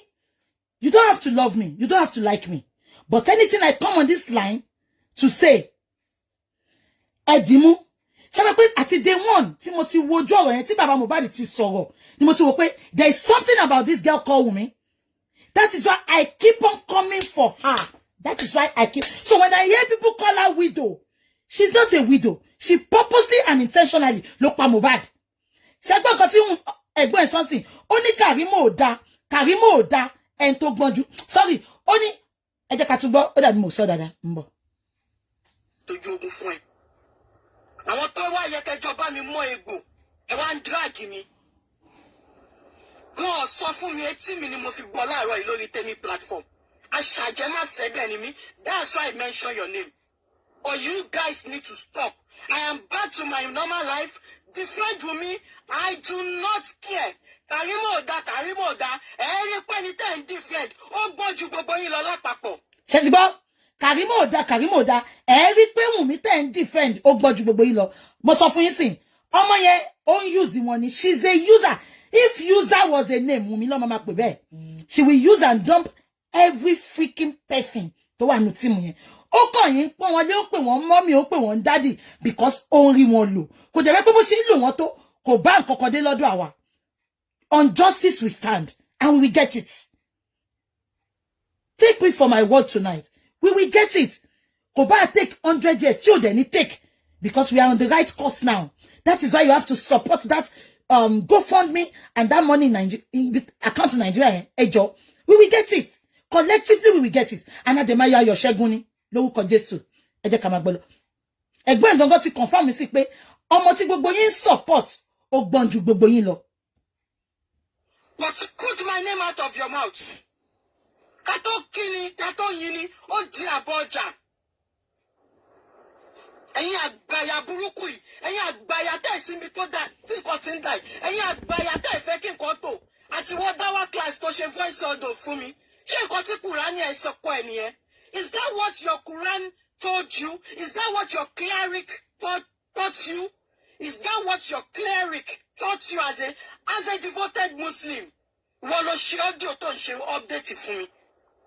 Ọlọ́run máa bí gbogbo yín. Àdàbí tó bá yẹ pé mi kọ́ ni mo kọ́kọ́ wá bá yín. Tí mo kọ́kọ́ sunkún wá bá yín. Ẹ wá gún òṣìṣọ́. Ẹ mọ́jú yìí ọ̀ṣọ̀lọ́. Àdàbí ló máa dá fún gbogbo yín. Kẹ́yìn perfect ni. Were you guys perfect? Ẹ wá gbọ́rọ̀ mi sẹ́nu láàárọ̀ yìí. Ẹ ń ṣe show fún mi. Ẹ ń drag mi. You cannot drag me. I will tolerate any dragging from Bukky Jesse. I will tolerate any dragging from Mama Baba. Ṣẹ́ngbọ́, Karimo ọmọ ọ̀gá ẹ̀. Ó ní, I will tolerate any dragging from Karimo. Ó mọ̀ ẹ̀pọ̀ rẹ̀ lé mi àtẹ̀. Àmọ́ bá ṣe máa ń ṣe ra wa. Karimo, sọ wípé mi ìdárúkọ ẹ̀ lá because èmi hate pé wọ́n máa attack èèyàn kí n máa bá wọn attack ẹ̀. Karimo, ó rí pé mo drag ẹ̀. but mo ti so toro mi toro wa Wunmi ò ṣe dáadáa a ro ọjọ́ kan to take bullet fún but kò lè ro ọmọ yẹn wà at least ṣe n tó pa odindi ọmọ ìyẹn ló wá ní kó má Wunmi Karimo ti sọ́sìn ó lóun máa tolerate dragging lọ́wọ́ mi Karimo èmi ò tẹ̀ wá ní drag ẹ̀ ṣó ti yẹ mi ní time tiẹ̀ so ọ̀rẹ́ mi ṣó pé mo ti dájọ́ síbi tọ́rọ̀ wà so má worry mi ní drag ẹ̀ ṣó yẹ ìwọ jẹ́ káwọn máa drag ẹ̀ lọ àwa máa analyze bí báyìí. People, but not from you people. Ẹjọ́ jẹ́ wọn mo bá jẹ́ ẹjọ́ mẹ́jẹ́. Ṣé báyìí la ṣe sọ̀rọ̀ kí ló dé tẹ wá sọ̀rọ̀ ànádì bá mi kojúmọ́ tó mọ́ kí ló dé ṣé bí mo ti yọ̀ǹda ẹ̀ fún yín àbí mi ti yọ̀ǹda ẹ̀ fún yín ni. ṣèbẹ́yìn lẹ́ni sí àgbẹ̀yìn ẹ̀dẹ̀ máa mójútó ọmọ tó lè ṣerú ẹ̀fẹ́ mi tí ń bọ̀ ó kú dẹ̀dẹ̀ ó fẹ́ dé ó kú dẹ̀dẹ̀ tí ń fẹ́ dé. Kí ni mo sọ Karimo lè máa sọ̀rọ̀ out of ìbínú but òótọ́ ló sọ mẹ́rin ó ní ṣèbí tèmi ló ṣe fún mi ó ní tiyín náà ń bọ̀ ó dẹ̀ máa dé Wunmi is a user she will use them and dump them Wunmi bọ̀jẹ́ kí n sọ fún ẹ̀sìn bó ṣe sórí gbogbo nǹkan tó bá wọn sọ from A to Z they recorded you gbàgbé ẹ̀ Wunmi tẹ̀ smart náà kò ní táṣìírí kankan fún wọn mo lè bẹ́ẹ̀ táyé mi fún yẹn nǹkan tí Wunmi bá fẹ́ jẹ́ kó gbọ́ ló máa sọ fún wọn I can bet my life with that Wunmi ò ní táṣìírí kankan so ẹ má worry if tó bá record Wunmi nǹkan tó fẹ́ gbọ́ ni Wunmi máa sọ fún wọn tó mọ̀ ìpọ́n lè play nta Wunmi tó jẹ́ pé ó wà lórí Facebook fracas ti pẹ́ ẹ̀ẹ̀kan mórúkọ ẹ̀ ni ẹ jẹ́ ká máa gbọ́ lọ. Cut me out of it don't drag me kí lẹ ń drag mi fún kí lẹ ń ṣe show fún mi fún láàárọ̀ yìí. wọn ò mọ̀ọ́rẹ́ ni kí lẹ ń ṣe show fún mi. Karimo wọn ò mọ̀ọ́rẹ́. Don't I have enough to hold on to? I have gotten enough already. I have a lot that I'm dealing with already. Táwọn èèyàn fẹ́ ti lé ẹ̀dá nu. You have adopted Wunmi. Ṣebẹ́yìn ni àbúrò oúnjẹ tẹ́ ẹ adopt èèyàn kiri. If you mention my name again on any of your platform, tẹ́ bá mention mi, ẹ rí pé tẹ́ bá fa gbùrù mi máa fa gbó. Àtẹ̀yìn ìyá òṣì tẹ́ ẹ update lórí Facebook. Tẹ́ ń sọ̀ṣì ọ̀rọ̀. Tí n bá jáde tí n bá ṣe ṣó fún yín àdàbí nǹkan tó ṣẹlẹ̀ gangan tí bá pé àdàbí yẹn lẹ́yìn lórí behind closed door tí mo sun ẹkún àwọn tó mú òótọ́rọ̀ nu yín. You are quick to spread false news ẹ ṣí WhatsApp group olórí burúkú kiri ẹ fi ń ṣèbàjẹ́ ẹ fi ń gbàjẹ́ yín ò sí ibi tí nǹkan ti ń tòrò. wọn ò sí bẹ́ẹ̀ ẹlẹ́dìí Ọlábànjí ṣe tí táyé ò yẹ ló fẹ́ wà mí tí nǹkan ti ń tò. ṣé mo rán yín ni. onípàrágà sáṣẹ́ẹ̀tì. ẹ̀yin lẹ fẹ́ kọ́ mọ̀ pé ẹ̀yin àti Wunmi mọ́ra rí just update for me gbogbo ẹ̀yin tẹ́wà lórí Facebook tẹ́ ẹ̀ update láàárọ̀ gbogbo yín ni mo rí ẹ̀yin tí mo dẹ̀ bá sọ̀rọ̀ mo bá yín sọ̀rọ̀ ni. Karimo sójú ẹ lójú ni ẹ látàṣe ni wọn ṣe gbogbo tọ́lọ́ ìyá àbíkú sọ ọlọ́mọ yẹyẹ ó sọ pé òun lòun pẹlẹ́dì Ọlábànjí kó wá bóun dá sí ọ̀rọ̀ justice for Mohbad Ìyábọ̀ dẹ̀ ló ránṣẹ́ olórí burúkú Ìyábọ̀ ó máa ṣe orí burúkú sórí íńtánẹ́ẹ̀tì ni lọ pé gbogbo àwọn alátìlẹyìn wa bá ẹ ní délé wòtán èmi tí mo sọ bẹ́ẹ̀ Ìyábọ̀ Òjó olórí burúkú ìkà kò láyọ̀ kò fẹ́ jẹ́ kí Fúnkẹ́ láyọ̀ olórí burúkú ṣòro bí Fúnkẹ́ máa ṣe orí ó máa gbé wá sórí social media ni aláyé bàjẹ́ Ìyábọ̀ ó ṣẹnu gbọ́wọ́ bíi ti woodpecker olóṣì olè aláyé bàjẹ́ olè òrógùn ológun dàyàdé olórí burúkú bàbá jẹ́gẹ́jẹ́gẹ́ ẹnu ẹ̀bí pátá rẹ̀ ní ó ṣorí bíi síìtì ọ̀kadà etí ẹ̀bí ilẹ̀kùn dáńfó ó ṣèdí bíi frying pan àwọn Chinese tó ṣe ṣan imọ́ ẹ̀. ẹ jẹ́ àmà gbọ́ lọ Karimo kò lè jọ ẹ́ lójú because at the end of the day o gbọ́ tí ọlọ́mọ yẹn sọ ìyá àbíkú baby mama tí ó jẹ́ pé láńrẹ́ ní DNA àbí kò yẹ ó sọ náà ó sọ pé ẹlẹ́dìí Ọlábànjí òun lòun lọ pé ìgbà tó ẹlẹ́dìí Ọlábànjí máa join ìtàn ó sọ pé ọmọ Ìkòròdú kan náà lòun àti ẹ̀ kò mọ̀ pé ọmọ Ìkòròdú ni ìyá àbíkú sọ pé òun sọ pé ẹ wá bá wa dá sí ṣọ̀bẹ̀ pé Ìyábọ̀ ló ní kó lọ máa recruit àwọn èèyàn ẹ wá bá wa dá sí ẹ wá bá wa dá sí ẹ wá bá wa dá sí ẹ bá mi wá voice note yẹn a máa wá ṣe lọ́la because time ti run against me ṣe ti gbọ́ ìyẹn la máa wá ṣe lọ́la àti ti slave white ṣe ń gbọ́ mi ẹlẹ́dẹ̀ ọlọ́mọ yẹn ìyá àbíkú ló lọ bẹ́lẹ́dẹ̀ Ọlábànjí pé kó wá bá wọn dá síjà yẹn ọdẹ́dẹ́dẹ́ lábá yín sọ pé kò sówó ń bẹ̀ òun ò dá sí ṣé ń gbọ́ ó ní kò sówó ń bẹ̀ òun ò dá sí ìyẹn ṣáà ń bẹ̀ wọ́n ṣáà ní kó bá wọrí pé wọ́n máa fún ní sálárì ìgbà tó ṣàwá dá sí alátaṣe ìṣẹ̀lẹ̀ pátáṣe ní gbogbo wọn ó bá dáhùn ó ní ọmọ Ìkòròdú kan náà làwọn olórí burúkú àwọn wèrè aláyé awáyé má ṣe rere Ìyábọ̀ Òjó wàá fẹ́ la ayé ẹ̀ bá bàjẹ́ sórí bíbà ni mo wò ó ṣe fún ẹ láti jọ ìní òbú ẹ ó ń bọ̀ ń ta Ìyábọ̀ òbú ẹ ó mọ bàbá tó ń gbé tọ́kí tó lọ́dọ́ àti fẹ́tíà ló fẹ́ bọ́ ẹ̀yẹn ṣọmọ́tí bàbá dáadáa yìí ó gbẹ̀yìn lọ olórí burúkú gbà tó lọ ṣe dí àtọyàn ṣọmọ́tí tó fẹ́ kú síbẹ̀ láti fẹ́tíà sọ pé mo léyàn kan bẹ̀ o ẹ lọ bá mi yọjú wo ọdọọdọọdọọdọọdọ àbájọ náà apárí wèrè òní wọn tún wá parí ìyẹn ọkọ ẹ ó lè rí nǹkan kan enjoy yìí sùlẹ̀ lérò bóun lè rí nǹkan gbádùn bẹ́ẹ̀ kò mọ̀ pápá apẹ̀rẹ̀ àjàṣẹ lọ́gbé wá fóun ẹ fẹ́ la Kàrímọ́ alátaṣe ni wọ́n gbogbo wọn sọ pé àwọn ọmọ wọn